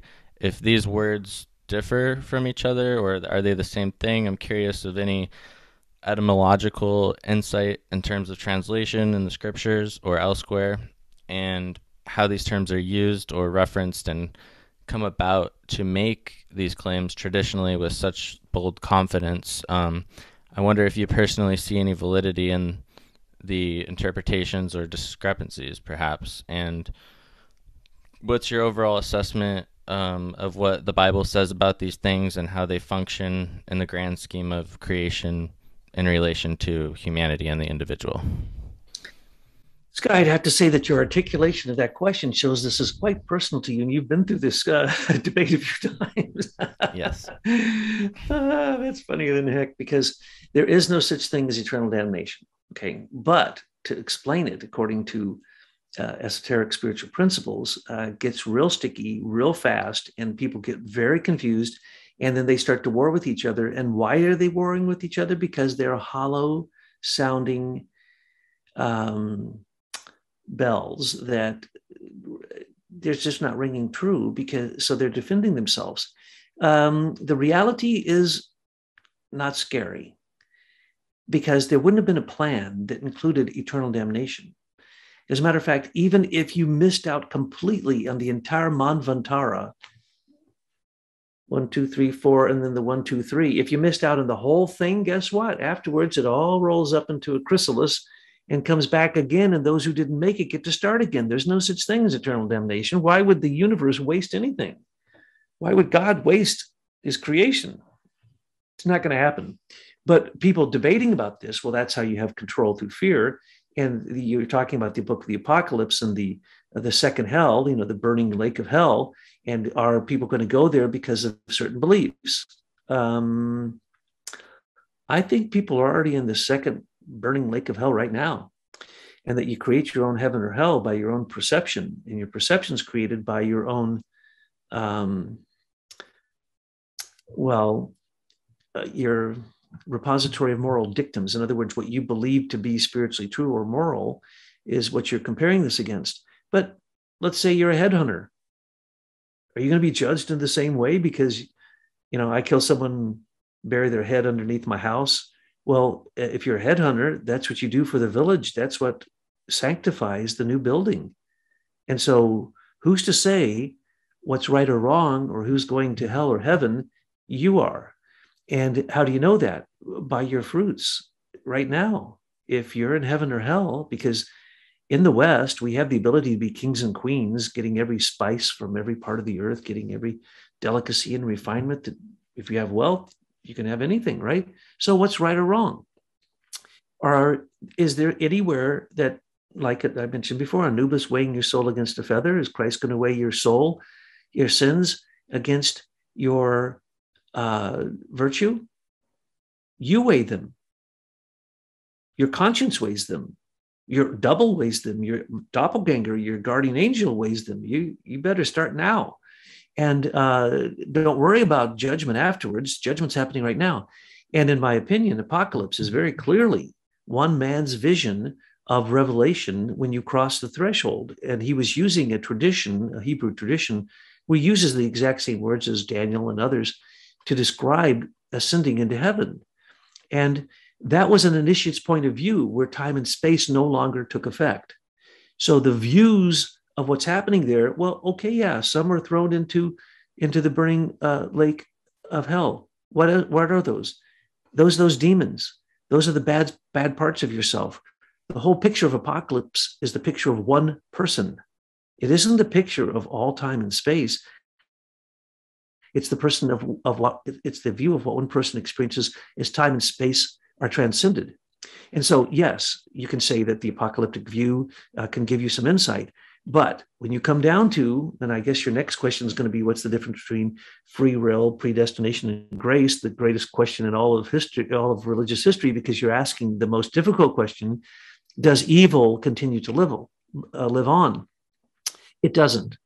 Even the fallen angels. Let's remember Lucifer, the highest angel. And when you say angel, that means all nine hierarchy. That means he was probably a seraphim. The highest angel fell all the way down. But what we forget is that the Holy Spirit is going to redeem Lucifer. And that Ahriman, the spirit that enters into our etheric body at our time and literally is incarnating right now, this evil, evil being is going to be redeemed by the Father God. So literally, the being of creation is going to manifest to stop the over-deadening processes of this demon called Ahriman right now. And who's going to defeat the sun demon, the true 666 that is to come in the future? That would be Christ, who's also a solar deity fighting a solar demon. So it doesn't matter at whatever levels that the angelic host fell, doesn't mean they can't rise up immediately thereafter, or that in the long process of time that they are redeemed. But all you have to do is say, eighth sphere, and the theosophists start running around and the anthroposophists pulling their hair out, because they don't understand that right now we're creating the eighth sphere. So there's seven that I've mentioned, but the reality is there's really an eighth one that gets thrown off. That's like a trash can. So all of the worst evil right now is being prepared and sent to a place that in the future will be a separate planet around what we now call the Earth. And by the way, humans won't live on that planet anymore. They'll live on another, more or less an etheric planet that is circling the Earth, but they won't live on the eighth sphere. And the moon that we have now, once it's going to reunite with the Earth, the moon we have now reunites with the Earth, breaks the Earth apart, and puts us back into that chrysalis mush they call the dark waters, the Hyel, the waters out of which all creation come again and again and again. And so all of that is going to be distilled down and nothing is going to be lost. And so when you're speaking Christian terminology, you're talking about the first hierarchy, carry over all that one might consider lost from a previous, what we would call solar system incarnation, and carries it over and starts again. So nothing is ever lost. But is there pure evil? Oh yeah, there's pure evil. What does that evil wish to do? One thing: destroy the human I am. Now that's evil. And is that happening now? Yes, on a massive, large scale. Our devices are eating up our I am, our machines, our lifestyle, the radiation of EMF frequencies and 5G and all this stuff. We're being attacked from all different directions. So is evil real? Evil is real. And you have to learn to discern evil now, or it will get you. But do we have to conquer evil now? Absolutely not. Do we have to understand evil now? Yes. What's our real mission? To understand that we're all immortal, that there's no death. Once we understand that, then we can take on evil. But there is no permanent evil. And that's the misnomer, because the male patriarchal version of cosmogenesis acts like it's a one-time thing. That's what the Jesuits believe. That's why they want the apocalypse to happen now. They want to be at the end. They want to be here at the end. They want to get all that stuff, right, that happens in the apocalypse. That is horribly stupid. We could end a major component of evolution right now. That is true, because there are devices being created that could literally create our demise of the Earth, including DNA manipulation, genetic modification, and certain devices that can literally control the motion of planets. And I'm not going to get into that and how that happens. But when that happens and you start to see that, then you are seeing that the Earth is going to basically reunite with the moon, create the eighth sphere, this trash can of evil that will be carried over. It's not going to be lost. And Earth, with 2/3 of humanity that doesn't make it into the angelic realm, a planet that is basically humans who become angels, and another planet of some really nasty evil beings that we're going to see in the future, let us say. Wow. I thought you'd have an interesting response, so that's cool. Thank you.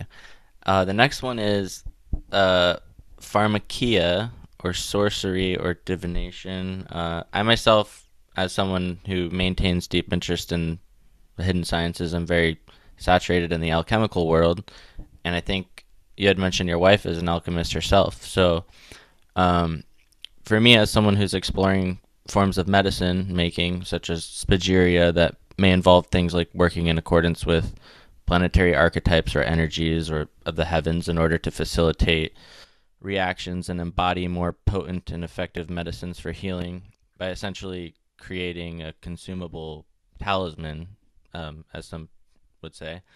I think for many alchemists as well, we can often bump up against individuals who perhaps are perceiving this art or practice or even inquiring into it as something evil, and they may reference scripture about the practice of sorcery being forbidden, or they may reference, like an example, like in Deuteronomy, I think it was like the 5th book of the Torah of the Old Testament. I think it was something like the provision for the priests and the Levites, where that there shall be found amongst, should not be found amongst you any that maketh his son or daughter to pass through the fire, that useth divination, or an observer at times, or an enchanter, or a witch, and so on. So I'm curious, what's going on here biblically from your point of view within the scripture in this regard, and how should us modern folks, what should we take away from this? Well, Tubal Cain, the offspring of Cain, who entered into the world and became a smithy and became a master of the world. When you're talking about the type of manipulation of the world, you go back to that lineage, and that Cain and Abel, and the debate that's going on really is the debate between Lucifer and Ahriman, Cain and Abel. It's the debate between whether you wish to be like some people and leave the earth, or whether you wish to go deep down in the earth and use these magical chemical forces for your own benefit.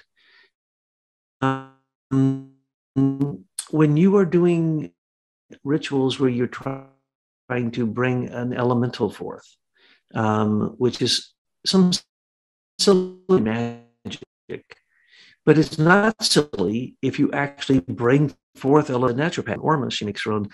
She's making her own fermented food and her own yogurt and hawthorn berry extracts, and you name it. She makes all this stuff. If you can make it and you can make it at home, she makes it. So there's practical alchemy, and the proof is in the pudding. You know them by their fruit. Alchemy is a good thing, but what did alchemy get tainted with? The worship of the demon Mammon, that they wished to supposedly, in the analogy, turn lead into gold. Well, in fact, it can happen, and that will happen, and we will do that within our own bodies in the future. But can that happen in the past where people can get rich? Well, that kind of greed caused a lot of confusion with alchemy.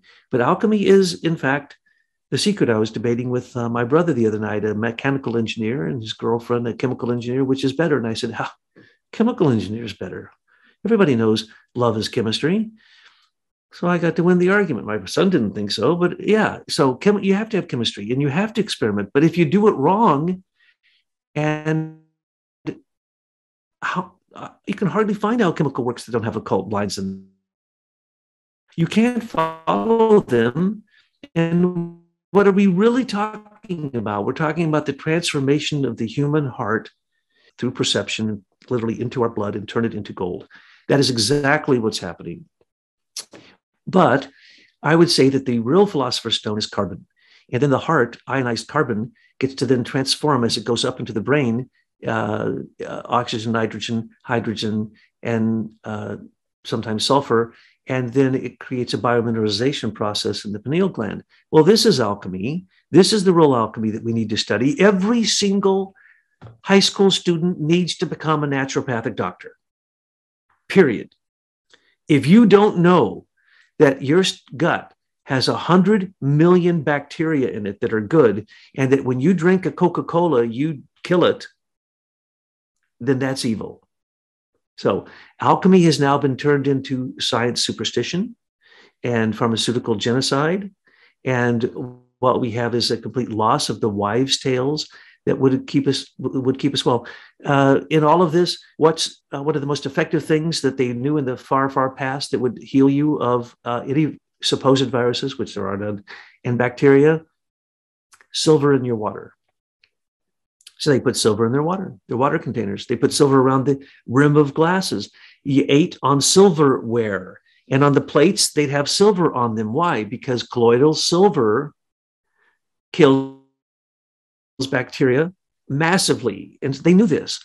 Do you know this now? Oh, the doctors know it. Everything that in every surgery room, they have so much silver water, it's ridiculous. Silver water is now on the bandages. Silver water disinfects things sometimes in place of ozone. Silver water is used in so many ways, but what will they tell you? Oh, you can't have it. You can't have it on the shelves of health food stores because it can turn you a strange color because it can affect your liver. I've been drinking it every day for many, many years. And how do I look? It doesn't change your colors. And it is one of the best things there is, just like ivermectin, and the whole mythologies around these things that are based upon bad science. Why? Science is filled with demons. And what backs up science? Laws. Science becomes settled science, which then becomes laws, like the laws that control viruses and virus control and pandemics in this country. Those are all demonic laws. If I read them to you, you would say, no one could have possibly passed that. Every politician who voted for this is a demon, is literally working for the devil. Yes, correct. That is true. Every person at the pharmaceutical company, because they didn't get their children vaccinated and they didn't get vaccinated, they all know what they're doing. Not all of them, but all those who do, sorry. When they face their conscience and their demon and they cross the threshold, they're not going to believe what they're going to witness. If you thought that dragon was nasty coming after you, you should see what comes after people when they die, when they're evil. I don't even want to tell you because it would scare people too bad. And you have to really be murdering people like we see happening all the time now. The people are being murdered over issues of the wealthy getting more wealthy. Well, what is that? That's worship of demons. So these are not fake things I talked about. And when I'm saying that I have literally met these demons and no one that didn't ask for them to come in them, and used the ritual practice to help get these demons exit, it had nothing to do with me, except that if you're not pure, it'll kill you. The demons actually will take over you if you try to get rid of them and you know them and you try to exorcise them. So when they say Catholic parish priests are doing exorcisms, that's complete nonsense.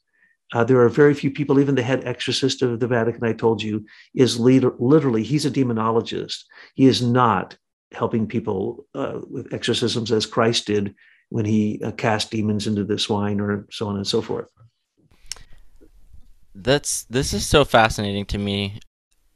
I don't know, like, I mean, I know there's channels, sometimes you like flip through the TV and see somebody speaking in tongues. I don't know, like, how does that work? Like, if you're performing an actual exorcism, is that real? Like, is there a real thing where people speak in tongues, or what's like the protocol for, I mean, or is that something that you can get into? I don't know. All kinds of voices come to people who are possessed, not usually speaking in tongues. Not that I've ever seen, not on tape, not in my direct experience or in my teachings that I've been given by people who did this. Also, I studied with American Indians who did these kind of things. They had different names for it, but it was the same process. Um, so a lot of speaking in tongues is fake. Okay. Is there something that can counteract that? Yes. It's called the medal. It's a cross. You can wear it. And it's the prayer of Saint Benedict. He created most of the holy orders. Great. He was a real saint. So you get this, and it's supposed to keep away the demons, and women wear them during pregnancy, or if you're sick, it keeps the demons away. It's the only magic I know, magic sigil inside of the Catholic Church. Are there more magic sigils? Thousands of them. The Solomon seals that you get from the greater and lesser keys of Solomon and all these things, those sigils are very real. They really do work. Don't mess with them unless you're ready to. And you better be ready if you mess with them, because you start saying that you want to understand Asmodeus or Beelzebub, or you want to understand Mammon, or you want to understand Lucifer or Arma. Good luck, because once you start doing that, you can be turned to the dark side real easy. Just stay a pure, loving soul, and go towards the warmth, the light, the sound, the life. The voice speaking to you that comes through the rays, and so on and so forth. But yes, there are things that can be done. But the prayers that are used for exorcism, you first have to follow a very strict thing. And if you make one tiny mistake in that, because the people who created that and believe that, you make a mistake, and it makes a mistake in your subconscious, and you create a hole for the spirit to come in. Do demons speak in the tongues? No. Who speaks in tongues? Well, there's a lot of fake speaking in tongues in all kinds of churches I've been connected with. Then there are people who do speak in tongues, and when they do, they literally do speak in Latin. And so I'd go, well, they just said this. And so I'd stand up later, and I wasn't no gift. They spoke in Latin. I know they don't need they don't know Latin, so I interpreted it. Okay, that happens. Yes, people speak in different languages. What's that? They're tapping into the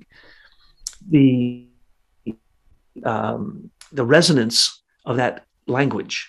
And the resonance of that language is it's a field of activity of that language. And when you go into you surrender into a subconscious condition, trance-like, you can tap into that and you can bring that down. So that does happen. But what we're really talking about is the gift of the Holy Spirit, the tongues of flame, Pentecost, Whitsun, when, of course, the apostles could come out and speak and everyone understood it. Well, is there a universal language? Yes, it's called human thought. I oftentimes don't mention this. I should always mention it. Thought is electricity. It's static electricity. When you bring thought down to the earth and you imprison it on earth, it's electromagnetism. It's the electricity we use as our slave. So we basically are made of cosmic thought. And where does the electricity come from? It comes from static electricity. It's everywhere. It's flowing everywhere. Why? It creates everything. Everything is just slowed down thought, slowed down electricity of sorts, but bioelectricity in the human body and different forms of it, piezoelectric in the mineral kingdom, so on and so forth. But the point is that you can't really be harmed by evil spirits. All you have to do is know who is on the throne of your heart. If it's a demon, then that's where you're going to go. I would say that there are certain elite billionaires in the world who worship mammon. They worship greed. Absolutely. They will admit it. They're happy about it. And they can't wait to, do the bidding of mammon. So there's 7 deadly sins. There are many, many demons. None of these demons can hurt you. You're tempted all the time, and you have the power to overcome all of them.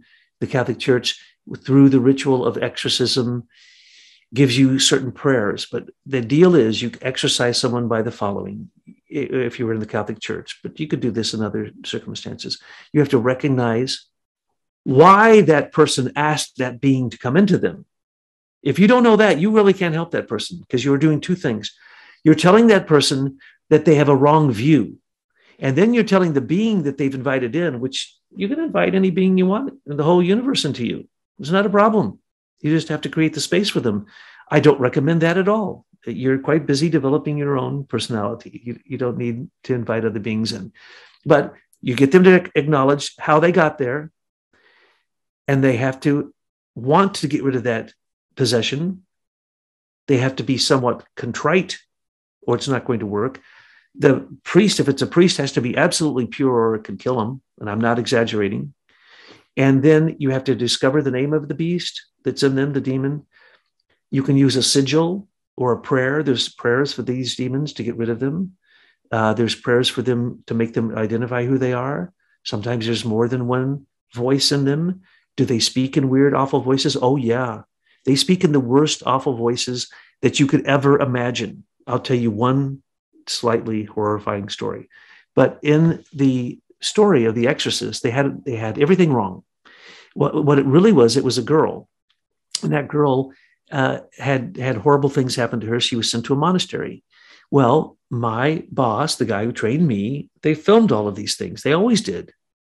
Can you imagine filming the real exorcism? That's what he was doing. Then he showed it to me later, right? And I'm looking at this going, oh, my Lord. So I finally figured out that he had something wrong with him. That's why he couldn't do the exorcisms right. And later, as I was working with him, sometimes he would really blow it. And let us say it would go really, really bad. But as soon as he started the exorcism on this child, this girl, voices came out of her, and then they had to tie her down. But the voices could be heard all the way in the village down the way from the convent.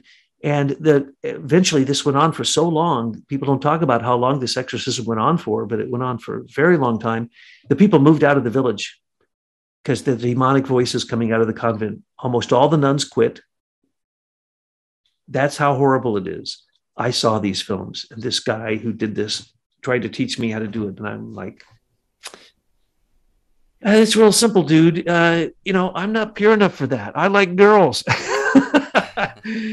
That kind of stuff. And you're not going to go very far with it, right? So if you're not a pure soul, and if you are not ready to face your own demons, then don't try to get demons out of other people. And if you think someone's possessed with a demon, remember there's a lot of people out there who don't even have a spirit, and they may not even have much of a soul.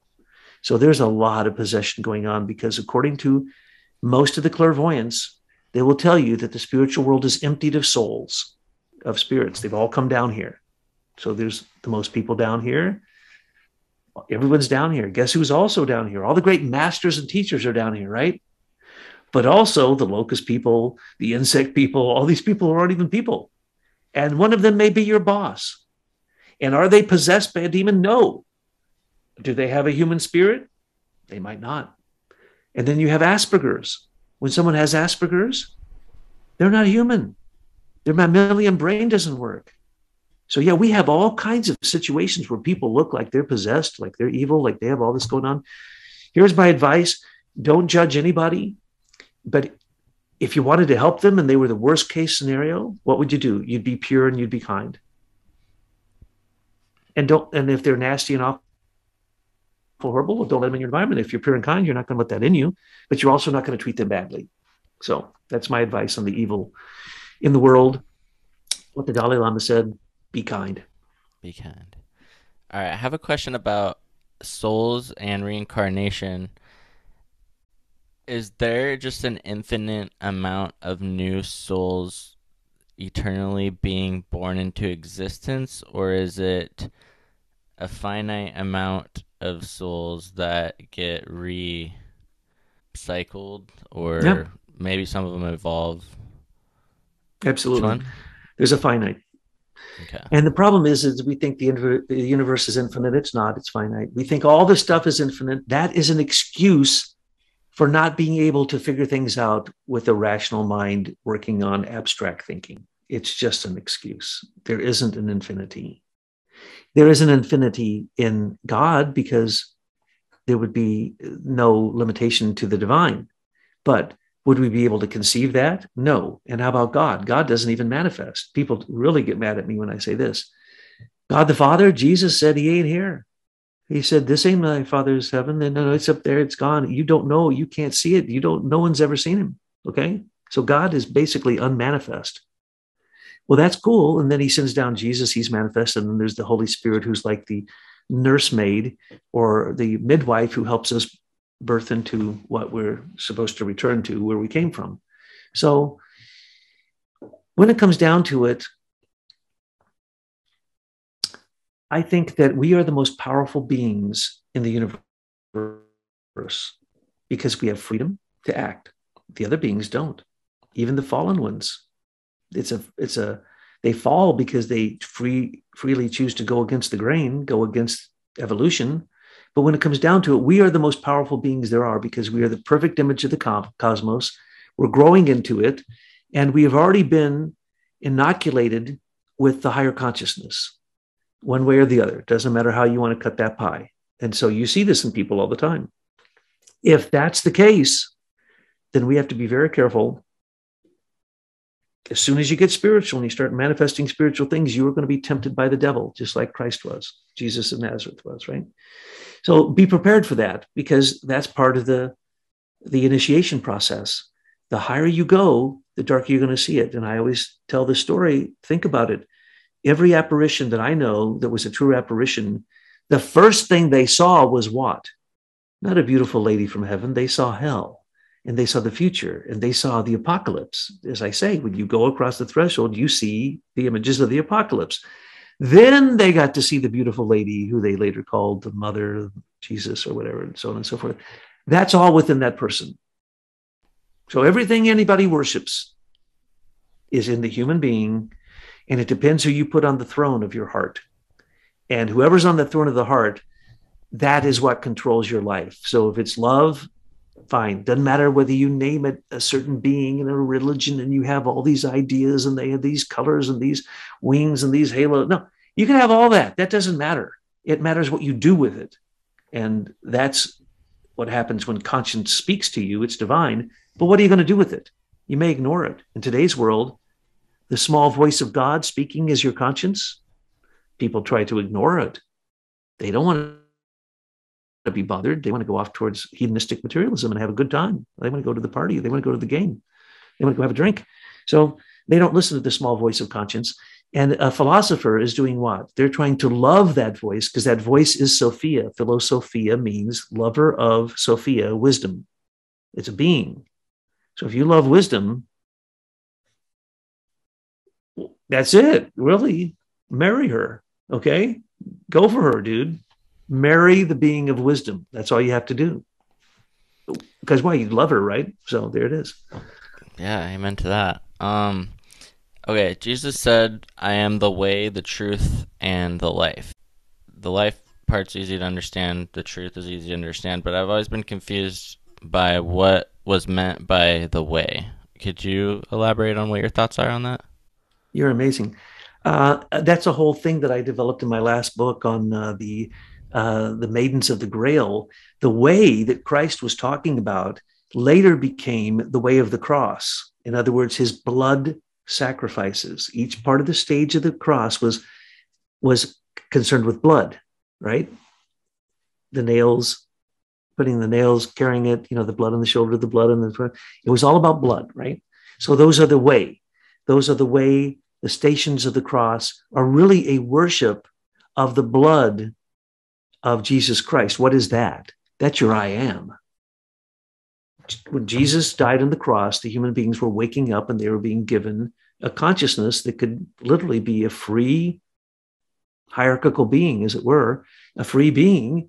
And what is the way? Well, I describe it very interestingly in the book. I had never considered this before, but you have Longinus. He's the Roman centurion who was told to watch Christ for 2 years. And the second he did something wrong, let's do this guy in. So here's Longinus. He follows him for 2 years, but they say he's blind, right?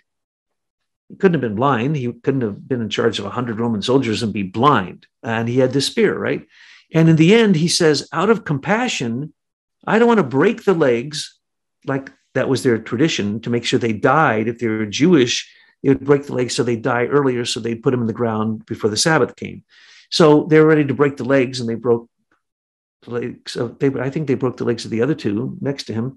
And then they were going to break his legs, and the centurion says, no, let me show you, he's dead. He stabs his side, and out comes water and blood, which only happens after you die. It separates. So he says, there it is. And of course, Joseph of Arimathea catches the water and the blood. But the blood going into the earth redeems the earth. So here's Longinus. What happens? Sometime later, through complicated circumstances, some blood gets in his eye and he's no longer blind. But at that moment, he's the first person to announce, this is the Son of God. And at that moment, the earthquake happens, the sky darkens, Christ is dead. The whole thing is like that moment. He's got the spear. And what happens afterwards? He turns against the Roman Empire and becomes a follower of Christ. And the legend is that that spearhead then was used during the ritual of the Holy Eucharist or the Last Supper. They used that spear to cut the bread, and they used the Holy Grail chalice, supposedly, also another whole tradition. But they have the chalice and the spear there, and that's used for the Holy Eucharist, right? Well, here you have Longinus, the way. He was a soldier, and his spear, which some would say, killed Christ, which it didn't, literally becomes then the holy spear of love, which the whole tradition on that is gigantic. The Grail then becomes the Holy Grail with the blood of Christ in it. And so Longinus really becomes one of the first to follow the way of the blood of Christ, the Holy Grail. And the legend is, of course, that he traveled with Joseph of Arimathea, who had the Grail. So the spear and the Grail came all the way to Glastonbury in England. And there it did miracles. Boadicea used it, so on and so forth. But the point is that was the way. The way was to go from a violent person like Longinus in charge of the Roman soldiers. That means he was in charge. They crucified over 10,000 Jews. Okay. He would have been part of those. And he turned from that to the most devoted of all followers who carried this blood spear with him until the end of his life. And so that's the way. And the truth and the life we know. But I believe that it is the true Grail, because all the Grail legends come long after Christ, and they're all blood oriented, and they're all around the chalice and the spear, and so on and so forth. So in my opinion, I believe that Longinus was a perfect example of what Christ talked about as the way. That's awesome. Thank you. Okay, now I'm just going to switch gears to a completely random subject. I'm wondering if you have any awareness about Tartaria. You can look at the various old maps and find locations called Tartaria, and there's a lot of ideas about this past civilization or what it was, and I'm just curious if you have any insight at all into Tartaria and what that all represents. Well, interestingly enough, that came up recently, and it popped up on the internet, and I took a look at it again. And what they're doing is some people are making a very shallow presentation of that. Tartaria, that's the Tartars. That was the steppes of Russia. The Tartars and the, as they were called, marauding hordes that came across there actually came as far as the eastern parts of Siberia. And they had already traveled all the way from Ireland all the way to eastern Siberia, and they were coming back. And so literally, when you say Tartaria, you're practically saying Khazarian. And when you're saying Khazarian, you're saying Scythian. And that would be also interpreted by where you said Scythian. If you said Scythian or Scythian, and you said in between the Black Sea and the Aral Sea, then you're talking about the Turks mixed with the Turanians, mixed with Tartars, mixed with Mongolians. And so you have all these different races all mixing there, and they kept pushing to the west. And basically, it's strange that you would bring this up. This is something that I was just discussing with a friend today. And this history is so confused that people don't understand the true nature even of the Hebrew race, and what we call Jews today, which is really a derogatory term, is filled with people who are not of Hebrew blood, and 90% of them. And you say, well, how is that possible? Well, it's just simply history, and it's the migrations. But these migrations are so little understood because you're talking about cultures that were semi-nomadic, nomadic. They were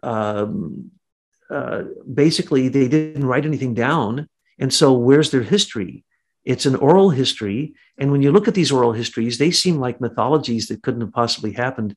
But if you look closely, they are actually literal.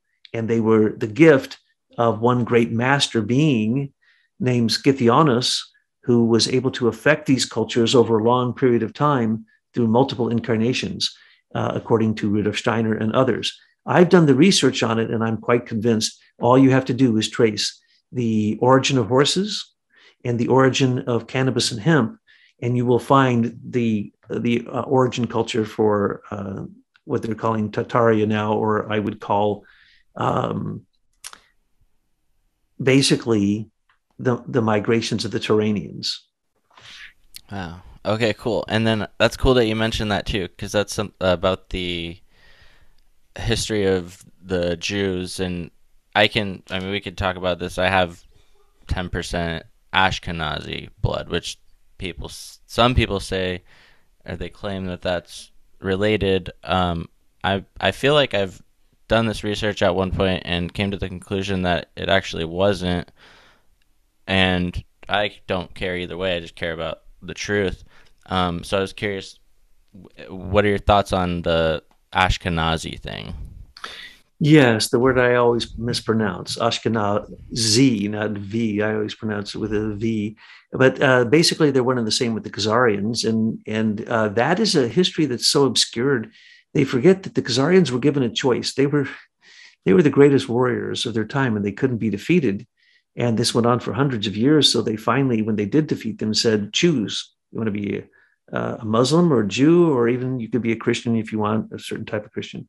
And they said, "Well, we'll go with the Jewish faith, you know." So it's really a faith. It's not a bloodline. And even the true Hebrews, when they were taken into Babylonian captivity, were decimated, and they were literally by order. They were ordered to crossbreed so that the Hebrew line would be literally bred out of existence. Well, that happened twice for a long, long, long time. And in the end, only one Levite priest came back. So where's the true Orthodox tradition that claims that it's a blood thing? Well, if it's really a blood thing, it's a very small amount of blood. And the people forget that the Hebrew people have been, even the name Jew is a derogatory term. They used to spit after they would say it because they thought that a Jew was such a bad person. Well, obviously, that's not the case with anybody, right? Period. So all these anti-Semitic things are a little crazy, but when it comes down to it, the Muslims are Semitic, and so are the Jews. They're brothers. They're not Yeah. Turanians. They're not Turks. They're not, they're brothers. Yeah, I watched a video online where they had gotten a bunch of people, Muslims, Jews, different, religious faiths that claim different histories and whatnot, and they put them all together and they did their DNA and found that like they're pretty much all these similarities within their DNA is pretty interesting. The DNA research shows, and they hate it, the out of Africa or the Eve theory, which, sorry, we're all from 3 tribes in Africa. Rudolf Steiner, by the way, long before they were able to analyze DNA, pointed out the exact 3 places in Africa where these 3 cultures started. And they say that we are all from them, and they can trace it back to the mitochondrial DNA. And they said that was a lie. And then they traced it back to the male line, and it's a fact. And so now they can do DNA research for archaeology that is uncovering things that they thought were mythology. Yeah. Well, I'm gonna ask you my last question. We talked about this before the podcast, but I just love talking about it.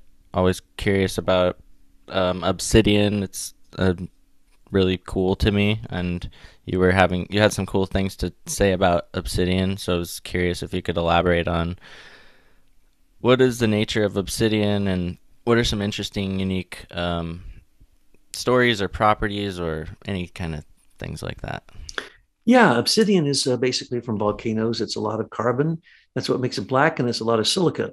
And people don't understand, but if you go to Hawaii and you see here comes the magma and it's red, and then it comes, when it cools down, it becomes black. If you take that stuff and you grind it up It's the best soil in the world. And you go, what? What are you talking about? It's this black, horrible thing that makes it look like it's part of the moon. Nothing could possibly grow. No, it's actually the richest soil in the world. So inside of a volcano, deep down inside, everything from peridot, and that's the reason that there are green sand beaches in Hawaii, because the volcanic magma has so much green olivine in it that when the ocean washes away the normal magma, it leaves the green. So what you're talking about with obsidian is it is a cooked silica, cooked by the fissure openings or the volcanic tubes from a long time ago. The biggest ones I know are down in Mexico. I went down there and looked at them myself, and it's quite extraordinary. Those are considered sacred to women because somehow black stone, particularly silica and carbon, because why? As I mentioned before, the real process of alchemy is turning carbon into an ionized particle and transforming other elements, one of them being silica, in the blood, until it then is perfected in a new form of calcium carbonate, a carbon that is mixed with calcium, and that's deposited in the pineal gland. And that's really the intent of all of biomineralization, or basically the biological alchemy. So the women take this that's sacred to them, they turn it into an egg, and they use it for menstrual problems. They use it for all kinds of feminine problems. It gets rid of all kinds of diseases and illnesses. And so the women consider them quite sacred down there in Mexico, and this tradition's been spread. But basically, you can see how culture in America was connected to the copper coming from northern Michigan and the obsidian coming from Mexico, because that obsidian was used to make knives. It was used to cut things. So it was one of the most valuable things they had. And really, the way they saw it, it was the earth making them this amazing substance, which they could chip into whatever they wanted, whether it be arrowheads or knives, or they'd be shocked what they're able to turn it into. Bowls, they had such massive amounts of it, they could turn it into all kinds of things down in Mexico. So it was basically a measure of culture, the amount of obsidian that you'd have if you were an American Indian, and the amount of copper that you would have, basically stated how much of a cosmopolitan tribe you were and how much you were involved in trade and stuff. So it's got a very, very deep meanings. I personally love it simply because it's silica, and it's black silica, it's carbon.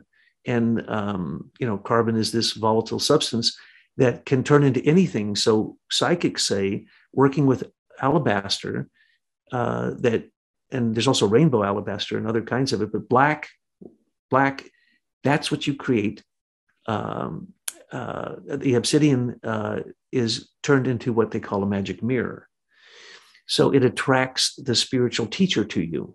So supposedly, if you get a big chunk of that and it's raw, you're going to draw to yourself spiritual energy. If you take it out and you put it into a specific shape, which I'm not going to talk about, but it's a specific shape and size, and you polish it all up, you look in it and you can see yourself, but it's a magic mirror. Then you take that and you do a prayer saying that you wish for your master teacher to come along, and then you go bury it in your backyard, and supposedly then your master teacher comes along. Now, I could show you one of these right now. I have a few of them. When I got the first one some years ago, yeah, you're smiling, you know where I'm going with this. I did that, right? And I'm thinking, I want to see if this works. Hey, I've been waiting for Saint Germain, as I said, to come and pat me on the back, say, hey, Doug, you're doing an okay job. I wanted the master to show up. What happens? Out of the blue, one of the strangest people I've ever met, who claimed to be the Comte de Saint Germain, the very person the master I was hoping would show up, comes into my life out of the blue and brings all kinds of crazy, amazing things and demonstrates amazing psychic powers and predictive abilities and so on and so forth. Later, I found out that, the master has many foibles and many characterological dispositions that aren't pleasant. So don't trust that.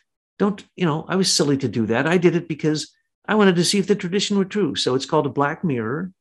And do I believe that it's true? I don't know. It happened to me, and I ain't doing it again because it didn't really work out. Yeah, I was talking to somebody recently, and by the way that they responded about my question about Saint Germain, they seemed like they didn't have a good opinion about him for some reason. He's got a bad rap because of the Church Universal and Triumphant. The Elizabeth Clare Prophet people really think they got Saint Germain cornered, but there's many people who believe that they've been in contact with Saint Germain. There's a Saint Germain in you. You don't need to go looking. And Saint Germain, if he was around and you're doing good work, then he doesn't need to come to you. So what do you, it's just not going to work out. You don't need to try to pull the master to you to teach you. If you were ready to learn, you'd start learning, and it's very simple. And then the master would show up. And I've always found some of the deepest people. One day, I was going to hear this lecture of one of the deepest people in the whole world. His name was Willie Suker.